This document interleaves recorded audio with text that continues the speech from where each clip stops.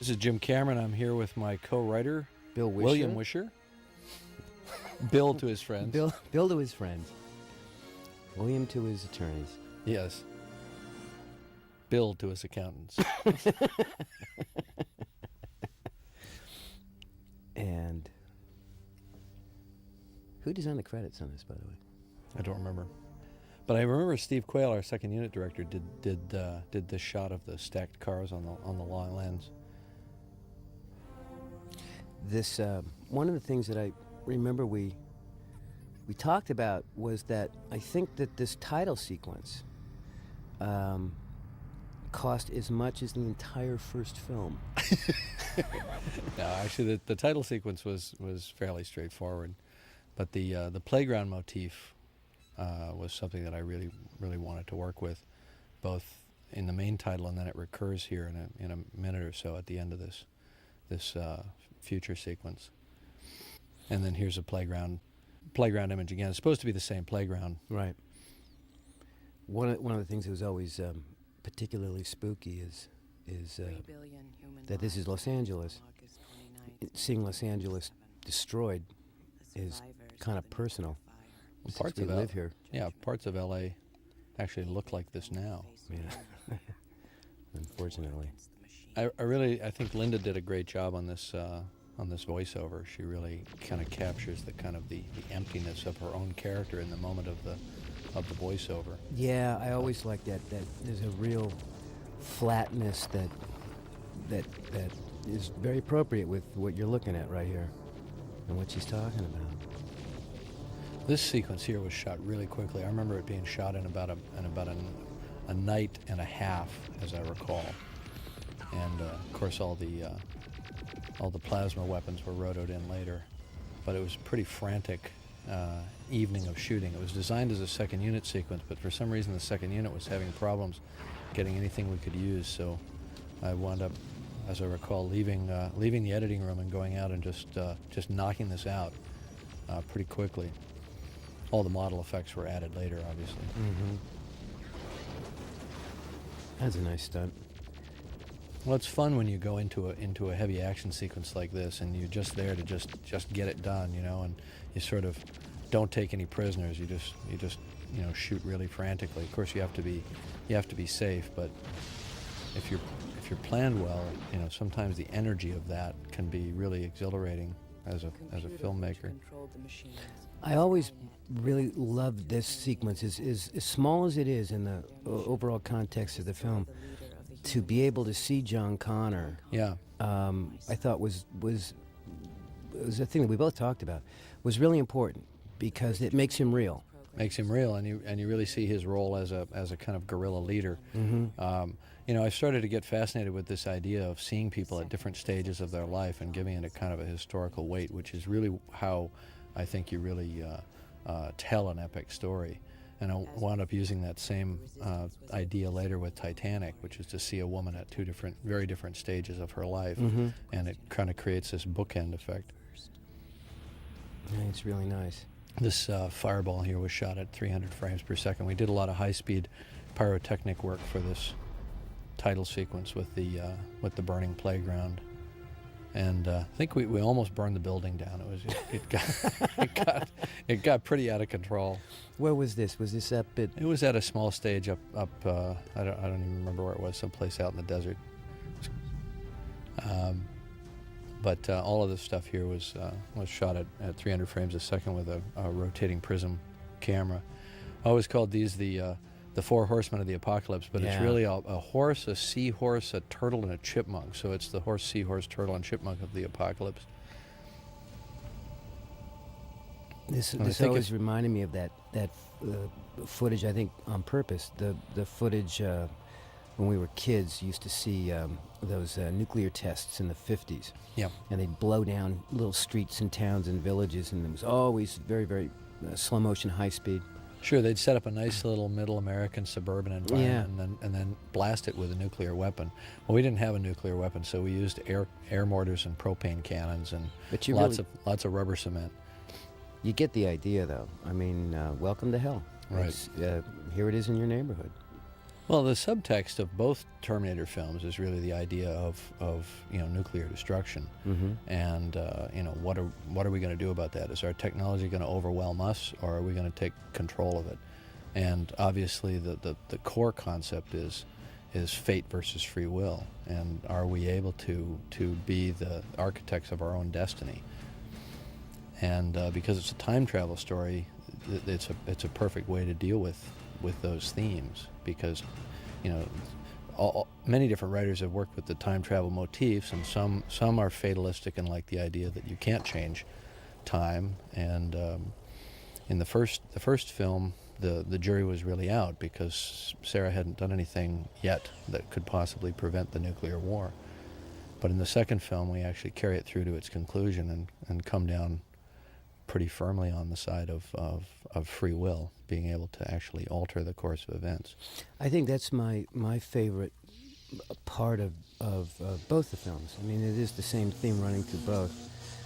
And now here we're creating a touchstone. We're creating a touchstone for the audience by doing the same thing we did in the first film, and using we kind of amped up the effect, the chronoporting effect. Yeah. We actually show it in the first film. It's a little more off camera. It's certainly off camera when the Terminator arrives. I always like that big bite of the truck missing. Yeah, well, we had to take a trailer and actually saw a big chunk out of it, and then chop a concave hole in the ground. And the glow, which is supposedly the after effect of the annihilation of matter within that sphere, was actually done with Scotchlight. We actually applied Scotchlight material to it and had a light source at the camera, which made it glow. I suppose now you'd do it with some sort of CG rotoscoped effect. We call this thermovision because we're clever that way. There's an interesting anecdote here that this bar is right across the street from the place where Rodney King got beat up. Oh, no kidding. Yeah, and that there is on the same, apparently, and I haven't seen this, but apparently on the Rodney King video, the famous video, apparently at the head of that video is some video of us shooting from a week or so earlier. I'll be damned. And the next thing that he felt was worth picking up the camera to shoot was Rodney King getting pounded by the LAPD, which I actually think has an interesting resonance to this film, because the bad guy's a cop in this movie.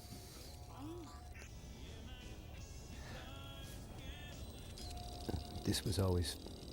So this is just an extension of the thermovision from the first film, but we got a little more elaborate with it here. The stuff I like about this is it's really the only way that you can get a glimpse of how this guy thinks. Right. Because he doesn't really talk about how he feels much. No. And by going inside of his brain and looking out, you really do get a sense of how he's supposed to work. Right. And how methodical and just clear and straightforward this guy is. Right. And what's funny is that in terms of artificial intelligence, machines don't think by projecting images to themselves with graphics all over them. Mm-hmm. That's the way we think and the way we interface with a computer. But somehow it makes sense to us that we're inside his head. Mm-hmm. That guy was a good friend of mine, by the way, that guy that got thrown through the window, a musician named Ron Young. But he had a great look, so he was willing to sacrifice himself for the cause. I never liked that shot because it looked like the knife went into the middle of his back, and it was supposed to have gone through his shoulder blade. Pin him to the table. Later you sort of see it, and it looks like it's a survivable wound. Because the Terminator there was no compelling reason for him not to be killing people at this point in the story, because he hasn't been kind of given the mandate by John yet to not kill anyone. But we wanted to sort of avoid a kind of a moral quandary, as I recall. Well, I think the answer is simply that he would kill... I got into a huge argument with the editors over using this song. Oh, yeah? Because it had already been used in a couple of other films, and I think another film was planning on using it, and the other two editors that were cutting with me, actually I think all three of them, lobbied strongly against it. And I said, yeah, but it's cool. That's why it has to stay. But it's a kind of a self-aware moment, in the sense that the film steps outside itself, and says that the character is iconic. So it's in a sense it's the kind of thing that you do at your peril. But I seem to recall the audience really liking this, because it allowed them to celebrate Arnold's, utter badassness. Right, which also runs counter to what we were going to do with him afterwards. I mean, later in the story. When we were sitting around in the beginning conceptualizing what this was going to be, in fact, I recall a phone call that you gave me, and you said, I have some good news and some bad news. And I said, what's that? And you said, the good news is we're going to make Terminator 2. The bad news is we're behind schedule. Yeah, exactly. I think we pretty much wrote the script in a couple of months, as I recall. I think it was 7 weeks. Yeah. And we spent that sounds about right. A few days in the beginning, you and I and Randy Frakes talking. Here's an interesting little side note here. This is the 6th Street Bridge, and we actually shot a scene in True Lies where Jamie Curtis's character meets Bill Paxton underneath the bridge in exactly the same spot as here. But yeah, we didn't have much time to write this. We didn't, but it was a lot of fun. I remember that so much time had passed since you did the first film, and I worked with you a little bit on that one. But we'd had years and years and years to talk about what ifs, not knowing if ever. In fact, the feeling was it probably never would be a Terminator 2. Right. But one never knows. And we got together and just began to talk about what could it be. And I think we figured out right away that was nice. Well, the big question was, who was the enemy? Who was the bad guy? Now, we did digital winky removal here in this shot, but apparently it was not complete, because that's really an X-rated shot. But for some reason, it shows up more in video than it did on the print, which was somewhat darker. But I actually remember seeing a bill for digital willy removal. I want that money back, because they didn't do a very good job. They didn't do a good job. Yeah. But I mean, the big question was obviously, who's the adversary when you create the ultimate badass, which Arnold was in the first Terminator film. Who's his enemy? Who's the worthy adversary? Obviously, it could have just been Sarah or John fighting the Terminator again, but that didn't seem to really move the thing downfield very far. I remember we discussed. That's Jeanette Goldstein from Aliens. From Aliens, yeah. And she has a wonderful bit later, a moment later in the film. I suspect we'll see it. I think we will. We'll get there in a minute. But going back to Arnold and who will be the bad guy and the good guy and so forth, I remember we discussed the possibility very briefly of, well, what if there were two Arnolds? What if they sent back a good one and a bad one? Yeah. And we actually entertained that concept for a while, and it still could have been a liquid metal, T-1000 kind of character, but it could have looked like Arnold if he had been some kind of prototype that they had replicated a bunch of these things from. But I think we decided at a certain point that it would be better if it didn't look like him. And I think, there was an early concept on the first Terminator. The very first conceptualization you had was that he would be an average-looking fellow. Right. And because he's designed as an infiltration unit. Well, once Arnold became cast, that all shifted and went away. And I remember at a certain point, we said, well, so this was just an office building that we turned into a prison, actually. But we did some research. We went up to Atascadero State Penitentiary. Yeah, it's actually for the criminally insane, which is kind of the model for this. And we did a lot of research and figured out what all the various security checkpoints and so on looked like, and then just converted this building. I think it was some kind of medical building, maybe a clinic. I can't remember what it was, but it was closed down. And bringing Silberman back, that was fun, because he was such a pompous jerk in the first film, and he got to be even more of a pompous jerk and much more of the gatekeeper for Sarah's freedom and well-being, and really one of the viler characters in the film. And of course, when we run across Sarah now, and we were thinking, we arrived at her being here by kind of thinking, well, if you really did, if you really did have to, kill a robot from the future in the first film, and you knew that the world was coming to an end, right? What would you do?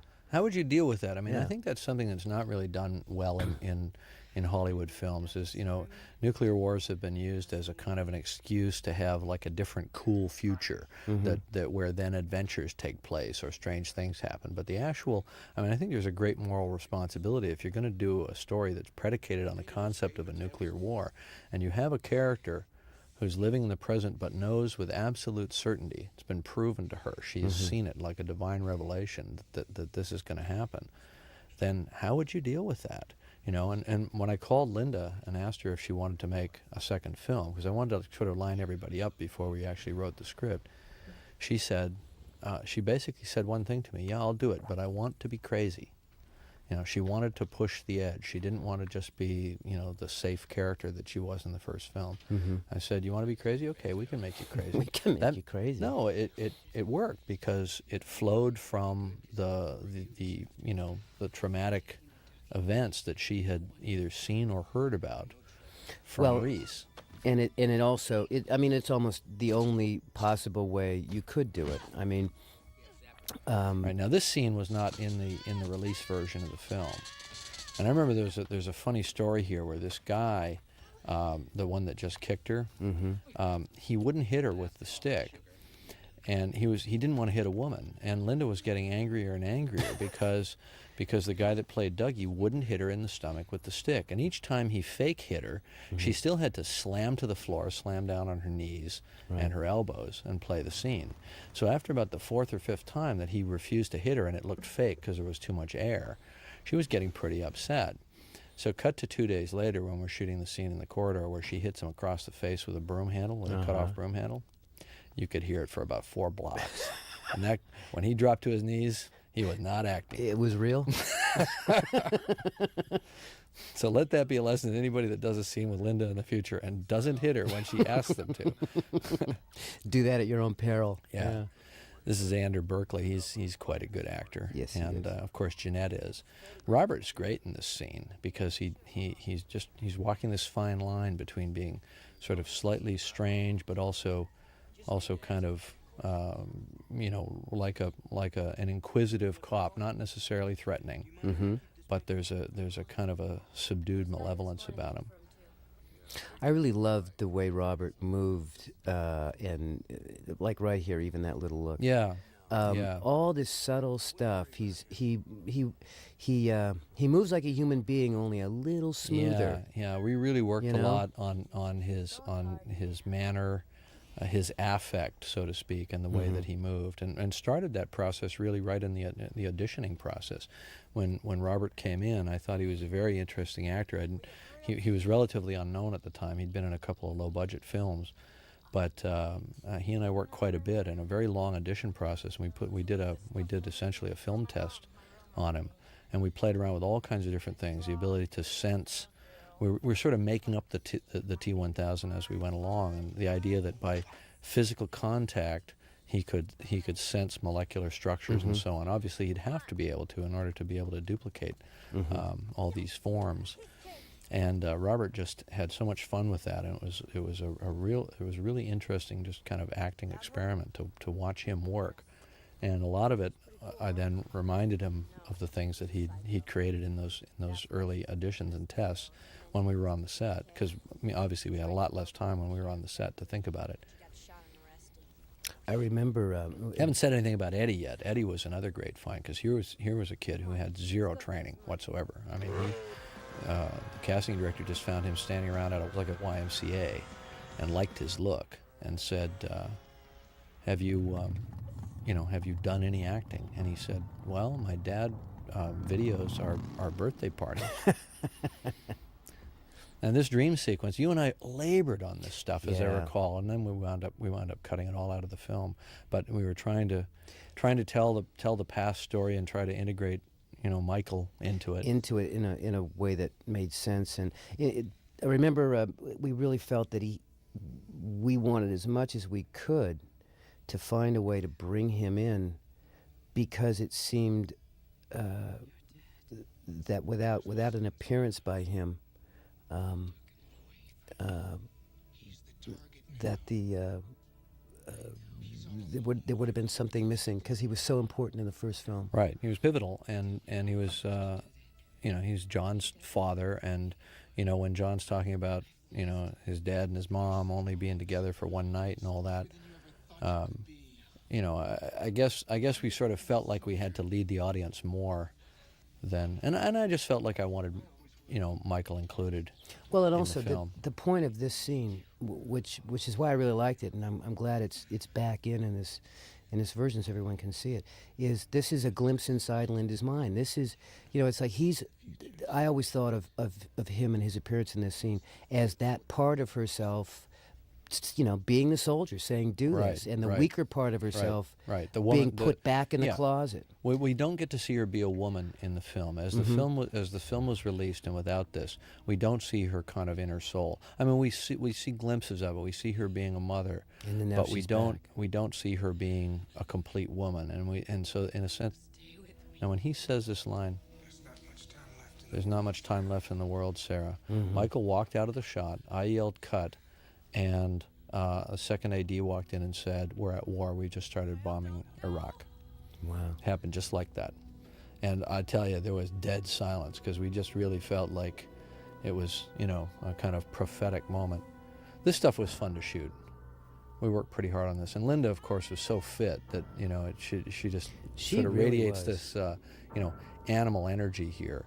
And so there's a plausibility later when you see her taking on these guys and beating them up. I like this dream sequence. It's a cool dream sequence. I kind of missed it because I love the incongruity of her just bursting out into this playground, and then that motif starting to replicate itself in this kind of really horrible way. And every touchstone from in the Terminator world, if I can make that a phrase, is in this. You've got the nuclear war, you've got the children's playgrounds, you've got Michael, Reese, and in the end, you have, death coming together, the Terminator. And you remember this?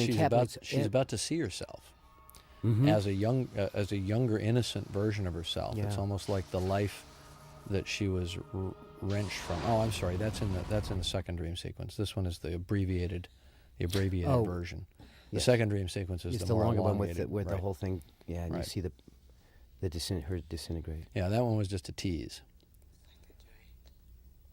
But the remarkable thing is that she is so good in this scene right here that when she evokes the verbal image of the children scattering like leaves,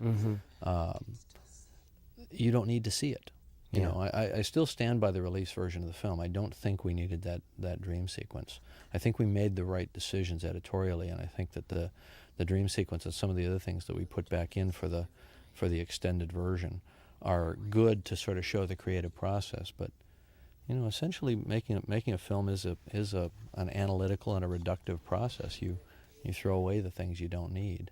And Linda's so good here in this scene. I think she's remarkably good. I think it surprised a lot of people that had sort of known her as the girl from Beauty and the Beast, that she was this good. The other thing about her, and it is part of her performance really, is the shape she got into.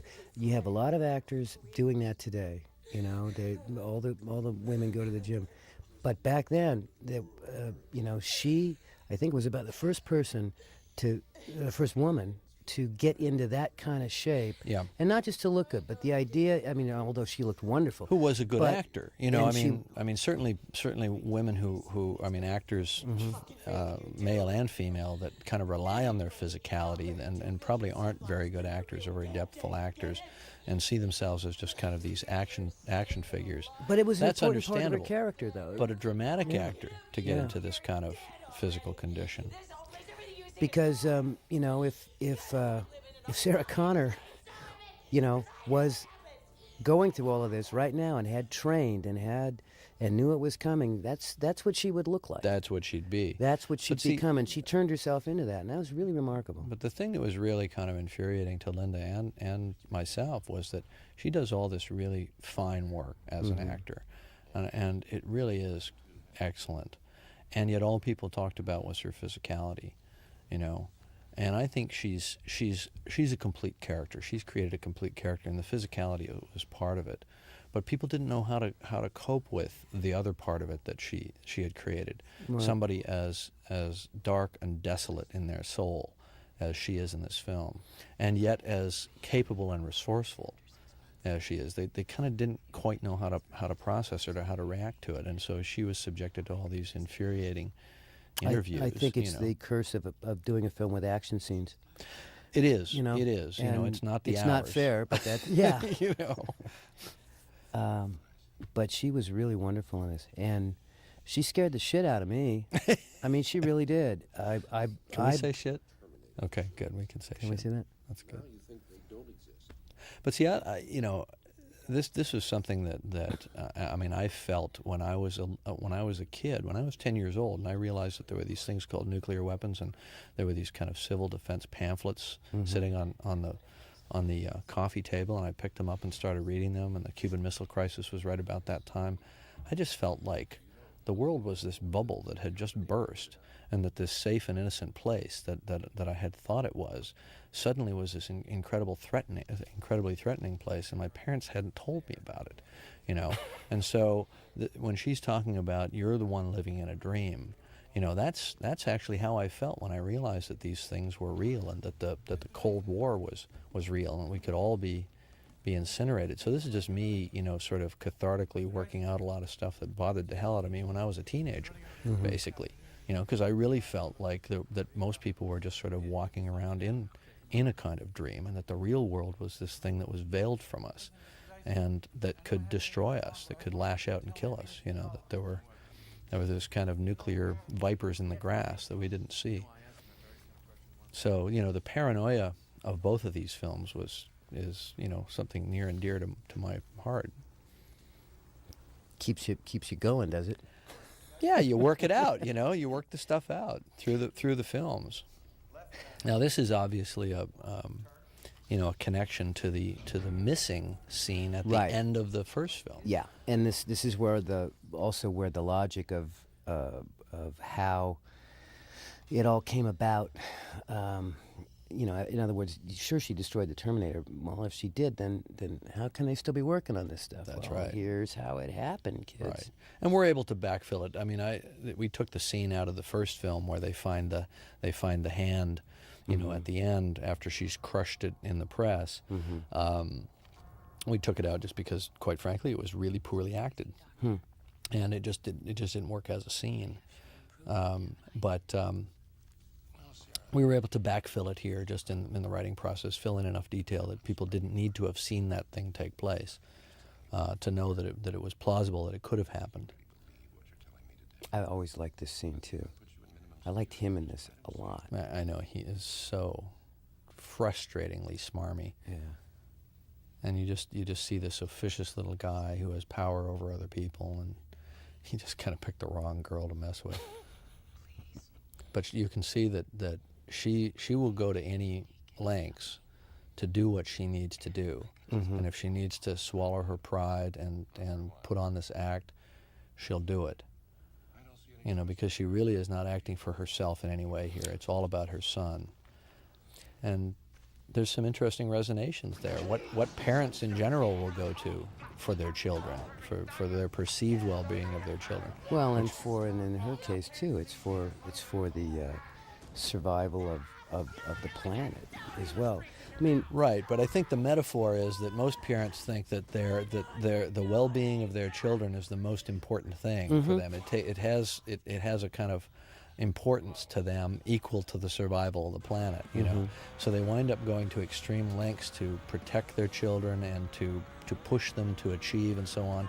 Whereas, you know, Eddie Furlong as John is like the quintessential kind of, you know, punk slacker teenager that doesn't want to hear about any of that stuff, doesn't believe it, doesn't see the need for it. Now, one of the things that seems kind of like a no-brainer today, because people accepted it so well, is the idea of turning Arnold into a good guy. Right, exactly. And at the time, I remember when we discussed that, it was a pretty scary thing. And I remember you called Arnold. He didn't like the idea. There and he was nervous about it. Well, I remember we had a breakfast, and I said, all right, here's the deal. You don't kill anybody in this film. And he said, but Jim, I'm the Terminator. Yeah. That's what I do. I kick in the door with a machine gun. I kill people. I said, yeah, but you can't kill anybody in this film. It's critical thematically that you don't. And so finally, then he started to negotiate. He said, well, all right, well, that's fine. Once the boy tells me that I can't kill people, that makes sense. But can't I just kill some people before that? No, you don't understand. You can't kill anybody. He said, it's going to be terrible. I said, no, it'll work. And then, of course, this is a scene where we were hoping, in the first weekend before anyone saw it, clearly Robert is the good guy, right, and Arnold is the bad guy, and right. This is the it's scene a fake out. where we turn the tables on everybody. It's a fake out that ignores the fact that people are going to talk about the movie in interviews before anyone has seen it and say, so you play a good guy in this film, Arnold. What was that like? I know, but you still have to construct the story. You go through the motions. That's not going to happen. Right, exactly. So we were playing Robert. We were walking a fine line with him here, and having him be putting out a strange aura, but not be overtly threatening. Well, and having Arnold, and because the T-800, the Arnold Terminator, doesn't know any differently. Right. It's just he's just doing things in his normal bulldozer fashion. And of course, this is mirroring, the recent Arnold in the first film, right. Coming together and being a police officer, who's there to serve and protect. It's exactly the same architecture as the first film in an abstract sense, because you put Michael Biehn on the map in the first film, and he seems like a very threatening guy, very shadowy. That guy's a good friend of mine, this Japanese guy in the hall named Takao Kamine. He flew over from Tokyo just so he could have an honorable death, which will happen here in a few seconds. So right at this point, we still don't know. The Terminator could be after John. Well, and I think and it's all carefully I was constructed. praying that people would think that. Right, because it's all misdirection, and most people sort of get it. They see it coming. Yeah. They know that the Terminator's not going to shoot the kid, and they know that this is the bad guy, because that's the only interesting way it could work. Yeah, but everything reverses here. Arnold has Michael Bihn's dialogue from the first film. Takao got his honorable death, and Robert, that shot was not speeded up. Robert could somehow fire and reload that gun in the fastest I've ever seen an actor do it. I'll bet you he practiced a whole lot. He did practice, but he had remarkable physical control and concentration. I mean, he was really quite astounding. So here we're starting to reveal the T-1000 for what he is. And boy, I remember conversations you and I had just saying, this could look terrible. This could be the worst idea we ever have. And I remember putting the brakes on us writing the character until I could call my pals up at ILM, Dennis Murin, and say, Dennis, can we do this? Yeah, we had a number of those conversations, and I remember we'd be sitting. We were up at where were we? Here's you. This is your cameo coming up. I love that moment. Yeah. But it only works if you've seen the film already. So I think coming up here in a second when Arnold starts to get up, you're standing there with a camera. There I am. There you go. Okay. Much younger version of yourself, I might add. I mean, obviously people are not going to be able to see us, which is good. Well, I don't think I've changed at all. You cling to that. Mm. Now this was a fun sequence because I remember very distinctly we had the tow bike. We put Eddie on this tow bike, and the insert car driver had to drive out, and Robert was going to come running out the door, and he was going to chase him. And I said, you better get out of the hole quickly because this guy can run fast. And he said, he won't catch me. On the first take, Robert ran right up and tapped Eddie on the shoulder, chasing the insert car. Like, this is a tow bike right here, because Eddie wasn't a real rider. I mean, he couldn't really ride a motorcycle. So this is a double, obviously. Right. And Robert could run as fast as a car. I mean, he could run amazingly fast, even in those cop shoes and everything. I don't remember that stuntman's name, but he had to fall backwards out of this truck. And I remember the stunt coordinator saying, tuck your head. Bam, he didn't tuck his head. You see him? I mean, he just wrapped that pavement so hard, it still makes me wince every time I see it. His name was Matt. And the stunt coordinator said, because you hit your head, you have to do it again. No kidding. So he made him do it twice. He was strict, wasn't he? He was strict. A little stricter than I would have been. So this is all done with Eddie on a tow bike. Now that's Arnold really pulling out. And I remember the first take, he came out kind of slow.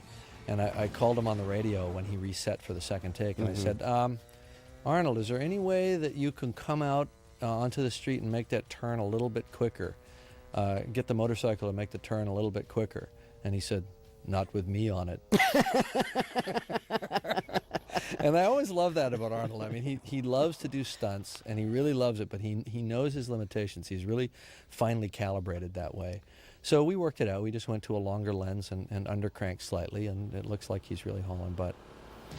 This was a fun gag. It actually goes awry slightly. When the truck lands, it breaks its steering gear or tie rod, and you can see the tire on the camera left. Go under the side. And so the truck launches up the side of the embankment. So we just matched it. We just had it be that it went out of control, and we just matched it and had it come back down.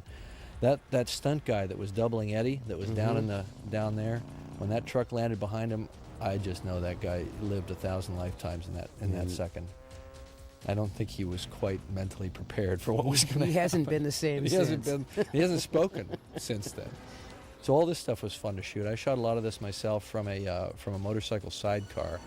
Had a stunt driver named Cotton Mather, believe it or not, who is he's a Canadian stunt motorcycle driver, and he has a rig that you ride in a sidecar. And I just handheld a lot of this stuff. And you haven't lived until you've had a semi-tractor trailer running right up on you, a few feet away, and looming over you when you're down on, with your butt about 4 inches off the ground in a sidecar. All of these bits are really nice, with Arnold pulling the shotgun and breaking the lock just the second he has to, and trying to get this guy. It's funny, we built a special gun that Arnold could flip like that had an enlarged lever where you put your hand through so that he could flip it over. And once Arnold picked up the wrong gun and flipped it over, and he almost broke 3 fingers. Oh, God. It's pretty funny. Now, we didn't plan on this. I mean, we didn't realize that the truck wouldn't fit all the way through the place. And when we were making a run, we realized that it wouldn't fit. So we scored the top of the truck and just tore it off, and that became part of the story. This is a digital gag here, one of the first wire removal shots ever done. We sort of thought it would work, but nobody had ever done it before. So that motorcycle was hanging on cables from some kind of a traveling rig overhead. Crane on the embankment? Yeah, there was a long cable, and the rig ran down that cable, and then there were 2 cables coming down holding the motorcycle, and then we painted the cables out digitally. It sounds like it's one of the easiest effects now that's done, thousands of times a day, but it had never been done before. I remembered talking with one of the guys who said that he was really trying to get you to make the cable big and orange and bright. Yeah. And because it'll be easier for them to remove it. To find it and remove it. And you were like, what if you're wrong? Yeah, exactly, exactly. Well, but that's pretty much what they do now. No, actually, they went through a period of time where they did make the cables big and bright. And the thinking was that they could write some kind of algorithm that would find the cables automatically and paint them out. But now the thinking is, don't make it harder to hide than you have to, and only paint it out where you need to. So we're back to trying to having cables that are.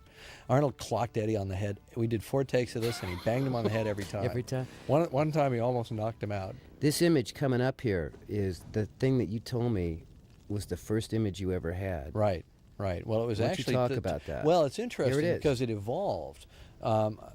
Back before we did the first movie, I had this image of this all metal man walking out of the fire with the fire reflecting in him, and that became the Terminator walking out of the fire in the first film.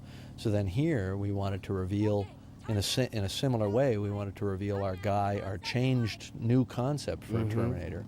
So we re-evoked the same image of the metal man walking out of the fire, but now he's a liquid metal guy. And then the amazing thing is, there's no explanation there. We're not telling the audience anything other than what they're seeing, and yet they figured it out, and it made sense to them somehow, and they went with it. And boy, that was a scary moment. We get past that hurdle, and the rest of the film's kind of downhill in a way. Well, and at the time, it was something that no one had ever seen before. This is the Doubting Thomas scene where he has to put his hand in the wound. Right. But I always love this. This is a director moment here. I had like half an hour to shoot this scene before the sun set, so it's all shot with it's shot with 3 cameras on zoom lenses on tracks, and it's all shot simultaneously. It's like a single 3-camera setup. And it was all done right at magic hour, and we shot the whole scene in about 15 minutes. Was I think it it's one take? 2 takes? It's a couple takes. And it's just cut together between the different takes. But the cameras snapped in, the zoom changes were made at certain points in the scene. I just went through and I just underlined lines in the script and handed them to the camera guys. And it was like now, and they all changed lens sizes. And it was all shot at the same time. Now, I've often thought that I should just shoot all my scenes that way, but somehow it just never seems to work out as nicely. Well, it did. It is a beautiful scene. Well, the lighting is gorgeous because you got a perfect backlight here, and you got a beautiful side light here, and because of the time of day, there was just enough light coming from the sky to fill it in, and it just worked.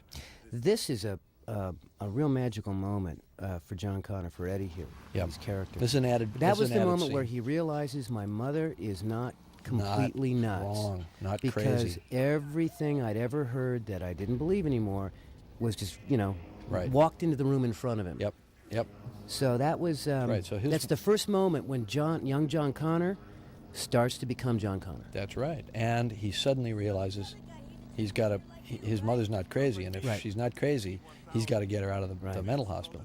And because he knows who this guy is, and he's just explained, that I'm here to help you. Look at this night photography. This is so beautiful. The way Adam Greenberg does this stuff. He uses natural light, which is mercury vapor street lights, and this is all shot from insert cars. And he's doing lights. He's hand holding lights and he's just painting this, And you don't see this kind of night photography.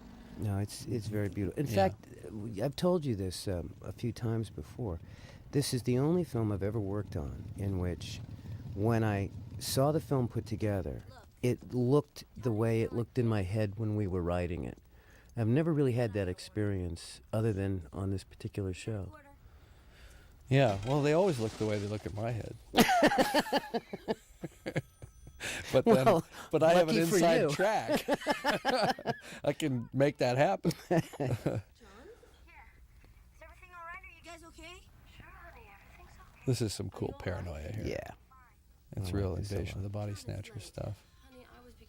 Xander's, I see Xander a lot. He's gone on to do a lot of stuff. He's quite a good actor. You see him all the time. And Jeanette's hard to spot because she's so chameleonic. She's always different in every character she plays. She had a small part in Titanic. She played the Irish mom, the steerage mom who takes her kids back to the cabin and just waits for death. I love this, that she does this. Yeah. I remember when we thought this gag up. Right. That I remember giggling and thinking this is going to be so funny. But you gotta imagine the terror involved in doing something this outrageous and expecting people to buy it, But they bought it. I can hear him barking. Yeah. It was fun working it out with Stan Winston's guys. Some of these makeup gags, because at the time, doing the computer graphics was still pretty experimental, and we didn't want to do any more than we had to. Now I would have done a lot more of it with computer graphics, but a shot like this now, it would be a CG effect, but here it's actually a physical effect. We just set it up, and so obviously Xander's got a short blade piece on the back of his head, and I can't remember exactly how we did the pullout. I think that was a physical effect.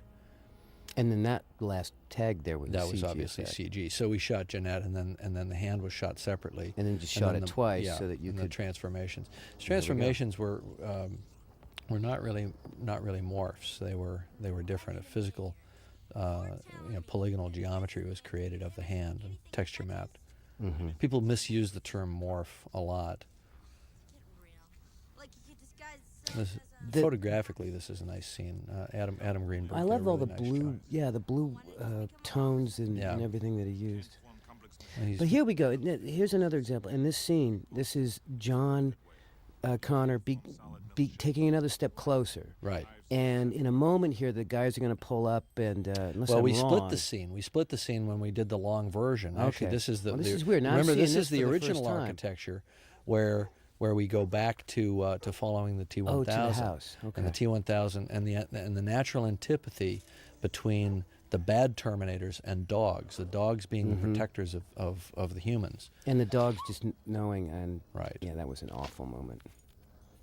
Yeah, so now he realizes that he's been exposed and that John is wise to him. Mm-hmm. Which all happens off camera in the release version of it. And these are from... These we faked those. We faked those stills as if they were taken by a surveillance camera in the police station on the first film. On the first film. Yeah. But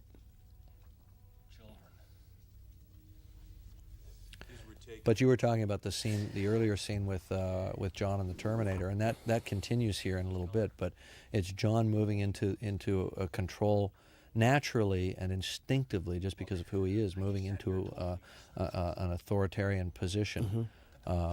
And actually taking command. You see him taking command, and I believe that the psychology of command is innate in people. I think it's innate when you look at dog society. Certain dogs just run the pack and others don't, and John would be that guy.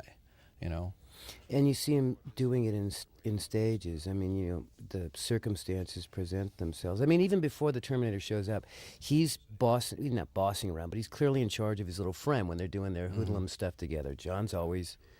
See, I love this moment because you really think that that. Sarah's just folded, that she's gone catatonic, and with that one little move of pulling the paperclip, you realize that she's doing something. She's working it out. And she becomes the architect of her own fate. The T-1000 would have come to her and would have killed her if she hadn't taken steps. Nothing ever happens in a Deus Ex Machina fashion in this film. People actually are responsible for what happens. Every moment is a decision. Nothing just kind of happens by coincidence or the cavalry shows up just at the right time. Sarah doesn't shoot Miles. Not because the Terminator and John come charging through the door at the right time and stop her, but because she decides not to. So I like the fact that it's thematically consistent that way. Well, everybody in this, one of the things that we did on purpose, and we spent a long time talking about this, was all of the moral choices that everybody makes all throughout the show. And of course, one of the big things that happens is that, as the Terminator, and this unfolds a little bit later, but as the Terminator becomes more of a human being and understands that, when you see Sarah drifting and becoming more of a part of a machine. Part of a machine. Yeah, and they actually go through this transference or role reversal, and that was, I remember we talked a lot about this, and she really becomes the Terminator of the second film, and the Terminator becomes the Sarah character in a lot of ways. And here's John trying to take charge of a killing machine. Yeah, I like the quick. I think the audience respects a smart character, and you see him get it right now. Whenever the character can just figure something out in a moment, I think the audience inherently sides with that type of person, because they like to test themselves mentally when they're watching a movie and say, well, what would I do in that situation? Would I have jumped to that conclusion? This is risky because you demythify the icon of the super badass killing machine. Right. Except that we brought it right back, though, a second later when these guys come in. Arnold can somehow sell it. It's funny, but he's never not threatening. Well, look at him. Exactly. But that was part of the fun of writing this, I think, was knowing that we were writing it for this guy and what he could do, And Arnold and I were friends and, trusted each other. And I knew he could pull this stuff off. I like the way they try all these different grips and holds on him, and they can't move him, And these guys were not insubstantial guys either. And here we go. No, those are some big guys. Well, it's funny.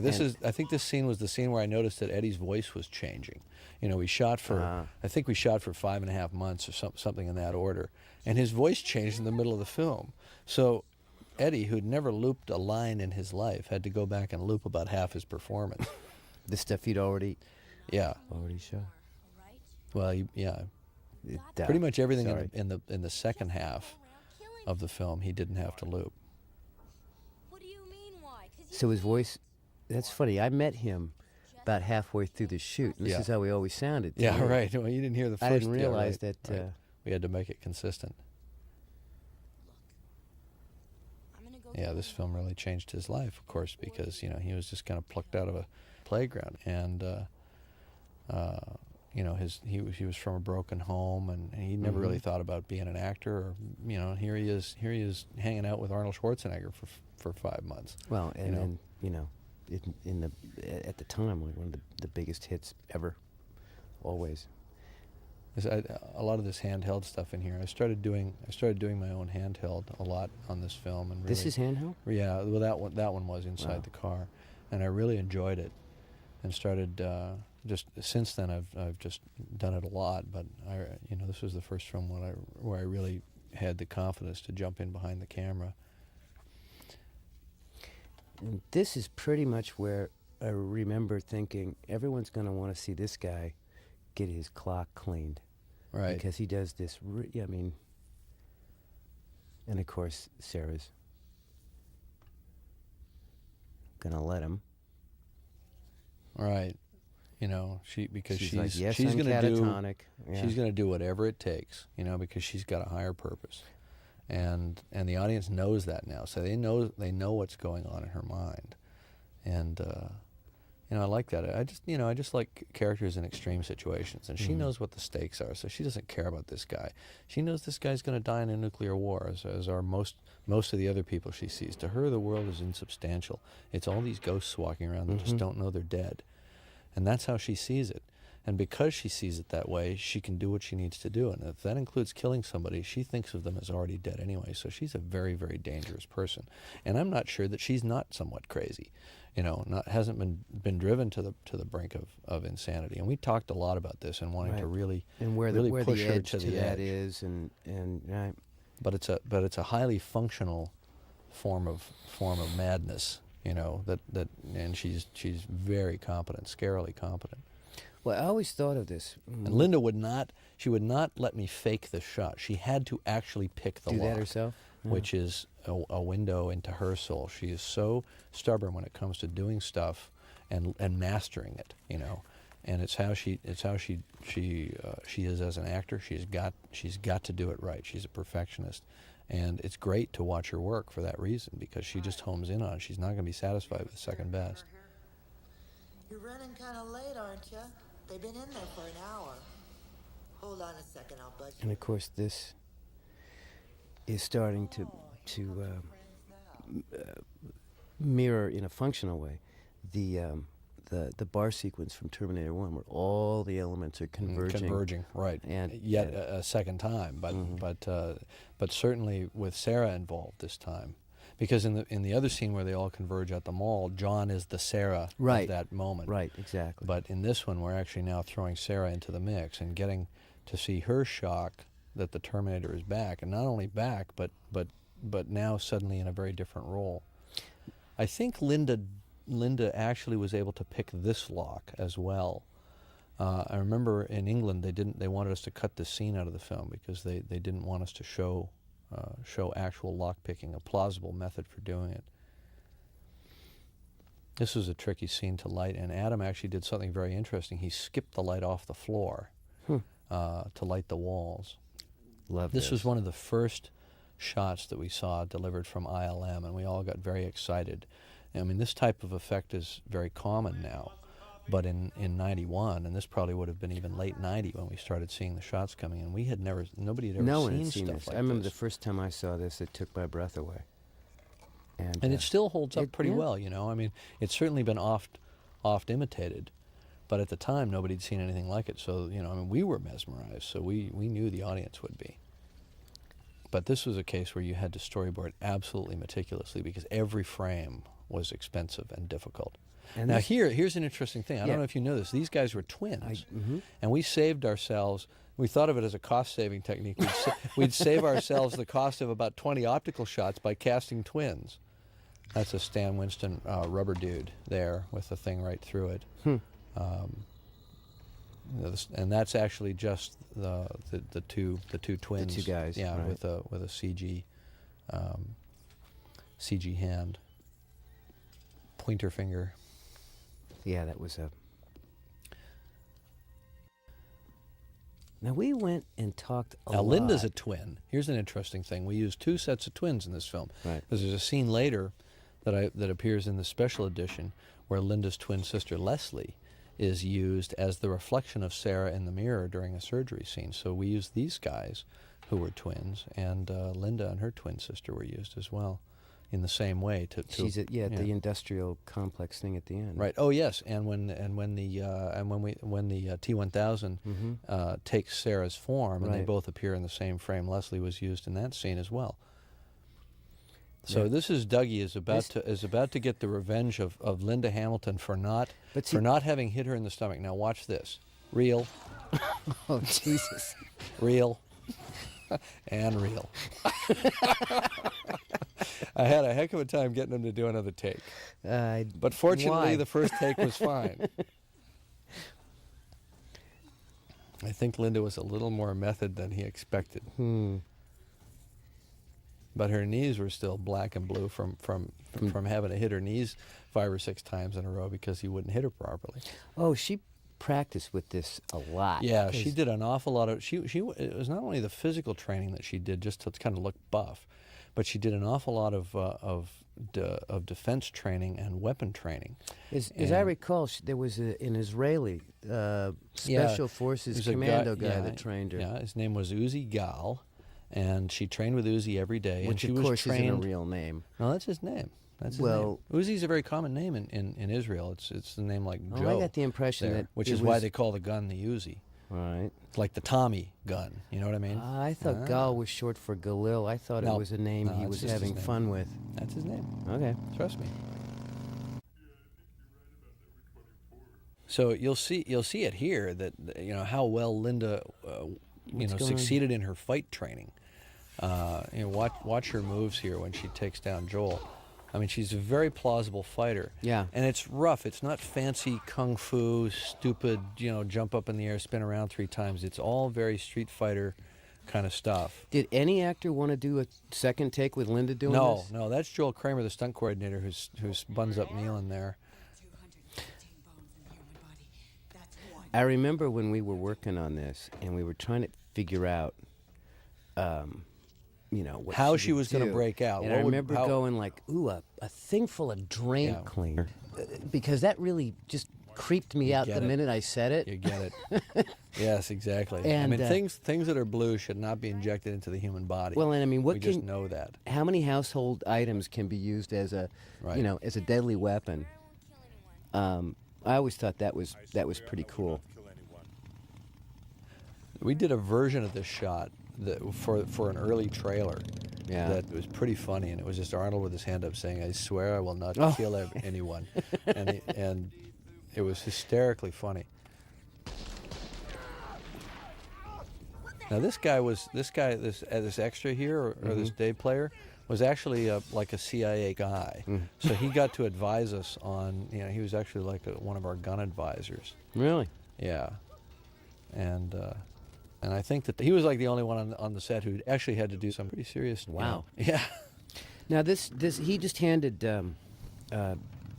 Eddie John Connor some extra magazines there. Yeah, that pays off later in Escape. I remember we had very serious talks about what Eddie may or may not do with a weapon. Yeah, we didn't. I never wanted to see a kid pointing a gun. Right. And you look at even Rob Reiner's movie The Body. Was it called The Body? No, it was called Stand By Me. Stand By Me. It was based on the book was The Body, or the story novella. was. They've got kids waving guns at each other, and I just think that's morally reprehensible. So even if the stakes are the survival of human civilization, I wasn't going to have a kid pointing a gun at another human being. So we pretty carefully avoid that. Even though John is supposed to grow up to be this military leader, we have him do it with intelligence. He uses his brain. He doesn't use force. Well, he reloads weapons. I remember we He does. Yeah, you're right. Reload a weapon. You're right. You can do this. You can do that. He's certainly not going to sit in the back seat and go, "Would you fight him off?" But we didn't want him. We didn't want him doing that. We really didn't want to also have people think that we were trying to exploit any of this. So it just didn't feel right. Well, it didn't feel right to me if John was supposed to be a kid that other kids could relate to and want to emulate. That was a pretty good palm smash. in the face. There's another guy. No second take. Yeah, he was a stuntman named Denny, I believe. He was. Joel did a pretty good piece of acting there for a stunt guy. He's a friend of mine, so I got to say stuff like that. And man, Linda could really run, and she was fast. She was like a panther. This scene here, I operated this stuff. This was shot with a pogo cam, very, very down and dirty, very fast. It was supposed to have a rough quality. The pogo cam pulls back through the bars there. This was all shot in, I remember it being really quick, like an hour, just all these shots. We did like 10 setups in an hour. Brakes did the lock off. Yeah, it's just all kind of fast and jerky and letting the lights come into the shot. Here, I could not keep up with this woman running with that pogo cam. And you running backwards, right? Well, in that one I was running backwards, yeah. I was just shooting over my shoulder. And this was Jimmy Miro on the Steadicam. I handed off to the Steadicam for this because this was a little bit more of a composed scene. There's something very nightmarish about the quality of how all this is shot with those lights. Right. And here we go. Well, see, a lot of people use slow motion for action. I don't like slow motion for action. I like slow motion for building suspense. Well, in this, with her backing up, her pedaling, like that's, the dreams where you're trying to run and you can't move. Right. And you're underwater. It had all of that. The best argument for taking the dream sequence out of the movie was that it protected the strange, nightmarish quality of this moment. Because if you'd already seen that gag used earlier, it watered this down. But I think the film's more powerful. The release version of the film's more powerful because it doesn't have all that slow motion running in the hospital. I know when we were writing it, we were thinking that it would be an elliptical kind of thing where she has these nightmares and then they come true. But I actually think it works better this way. This girl that runs up and smashes him with the cast, that was the makeup artist's idea. She didn't have a broken arm or anything. He just had this idea. What if she had a broken arm and she hit him with her cast? Yeah. And it was just a weird little quirky thing that I thought worked really nicely. I mean, I think he got a baton smashed across his face in the script or something that broke his glasses.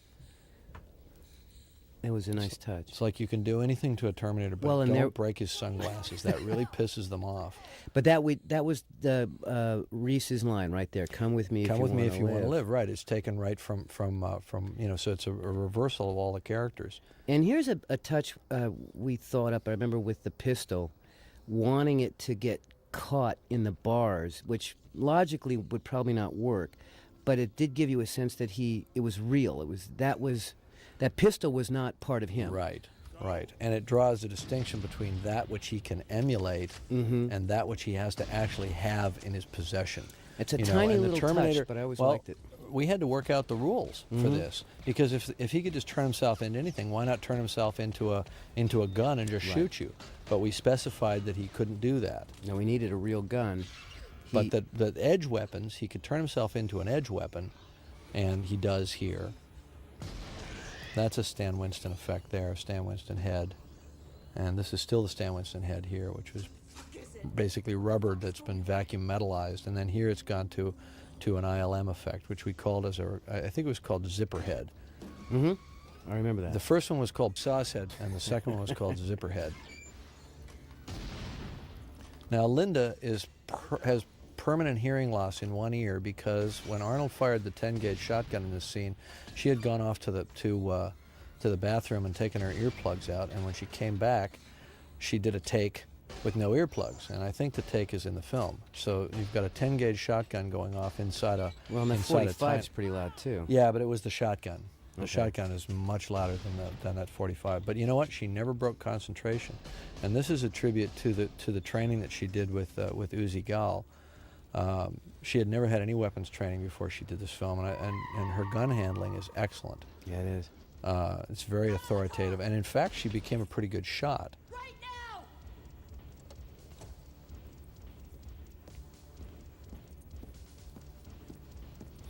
And here we're going to come up on that scene we were talking about earlier, where the kid's going to be reloading and handing weapons back and forth.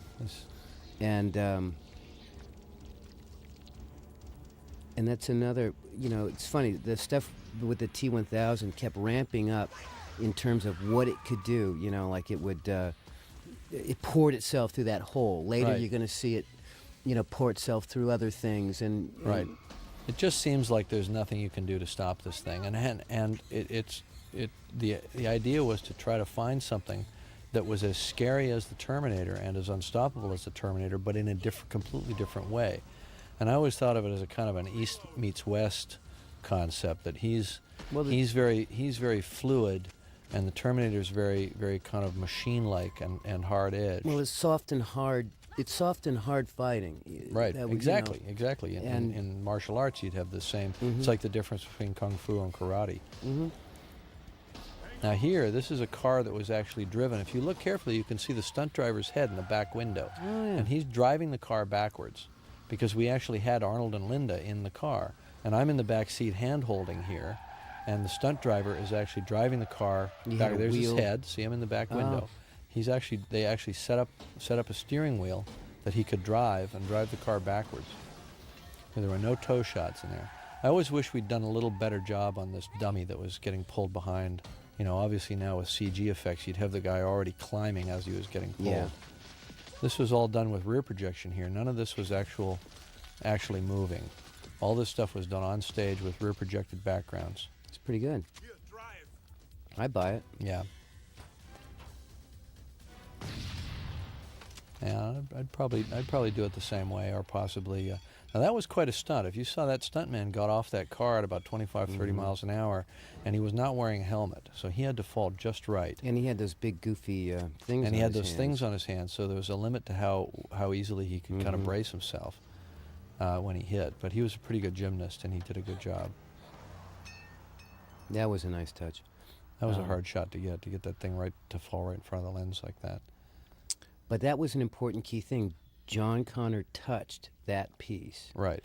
And he has now, I remember we talked about this, he has now sampled the kid. Yes, exactly. And so there was this thing that anything the T-1000 can touch, it can kind of sample. It can sample, right. But it doesn't necessarily know everything about it. It certainly couldn't reproduce his thought processes, but it could certainly replicate him, physically replicate him, although interestingly it never does. It actually replicates Sarah, because later it touches her when it pins her to the wall. I thought we did something with that though, with him. We talked about it. We ran through every possible paranoid permutation that you could.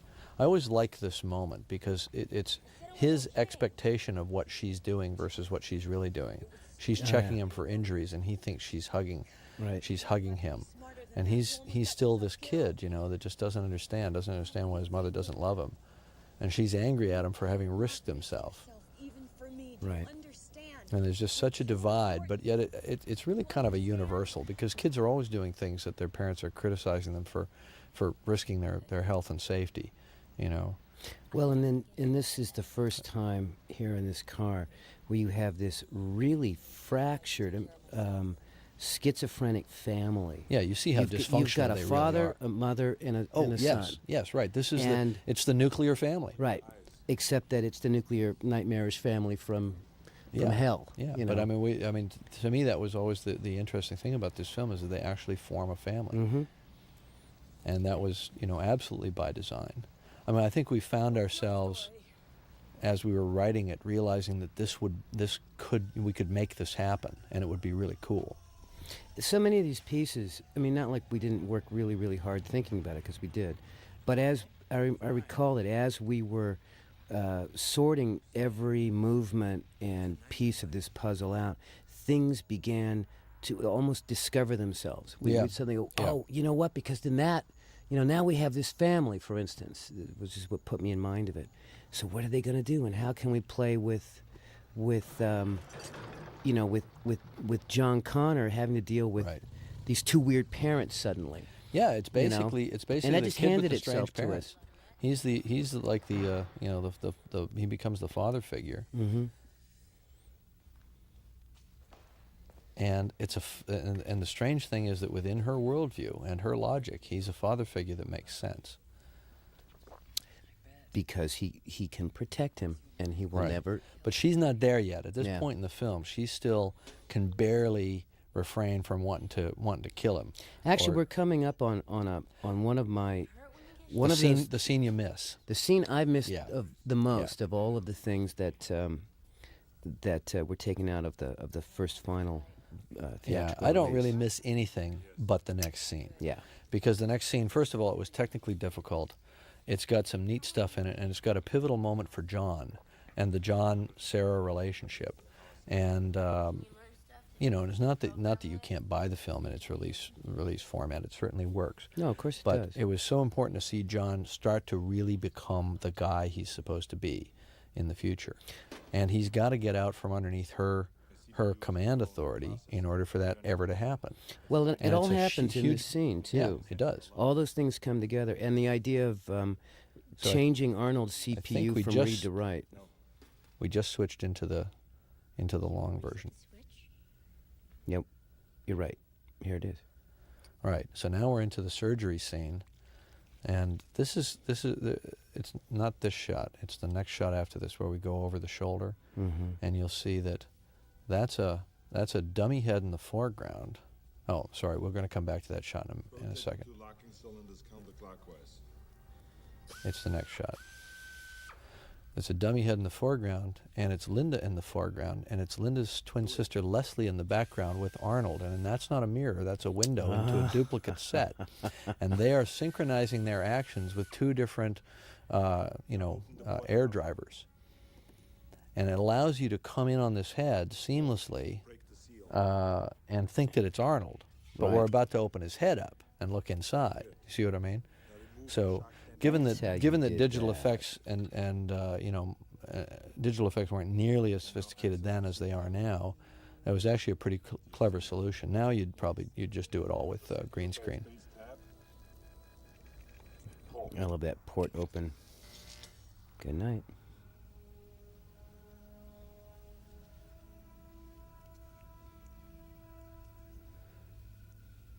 You can't destroy the Terminator's body, but you can sure destroy this fragile chip. Mm-hmm. And that's exactly what she's thinking.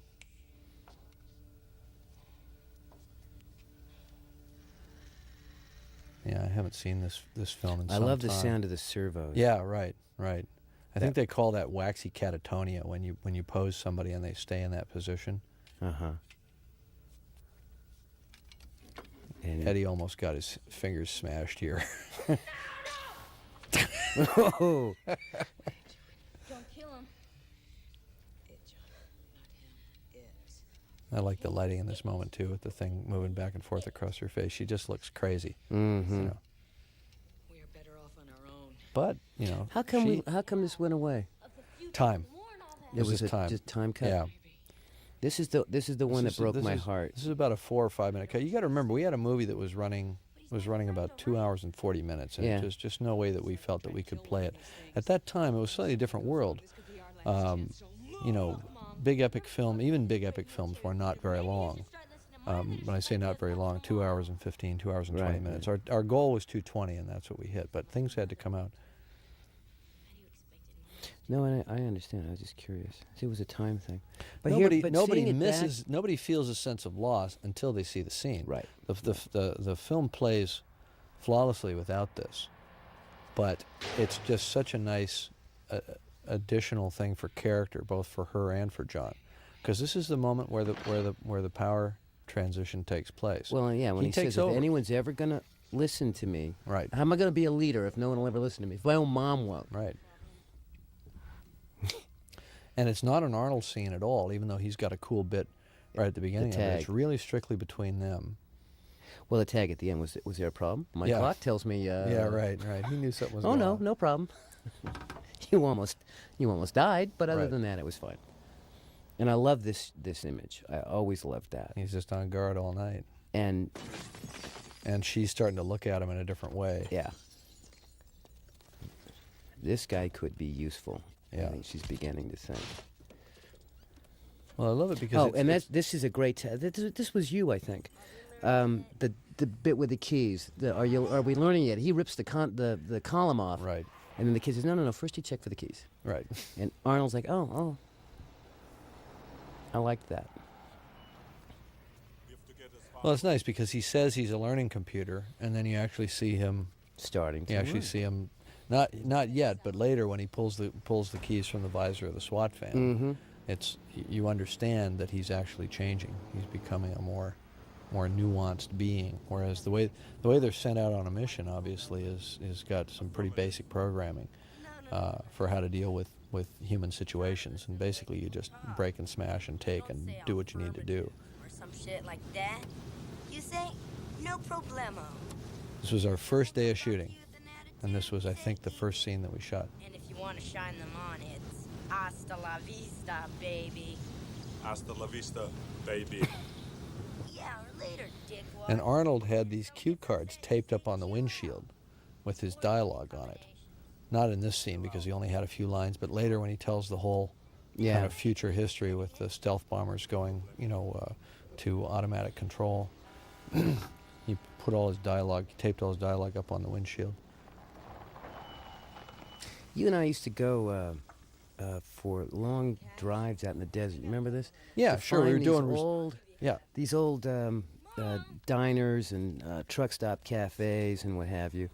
And it's sort of funny because now all of that stuff shows up. Sure. Later on. Well, there's something I think inherently, sort of Terminator-esque about the wasteland. Mm-hmm. I mean, maybe it's the Road Warrior influence, but there's something, to me the desert always suggests a kind of post-apocalyptic environment because, I grew up in Canada where everything was green. The first time I saw the desert, I just thought, what is this, Planet of the Apes? Hi. Nice place you got here. How's business? Give me a break. So this is an added scene, and this was again shot on the first day.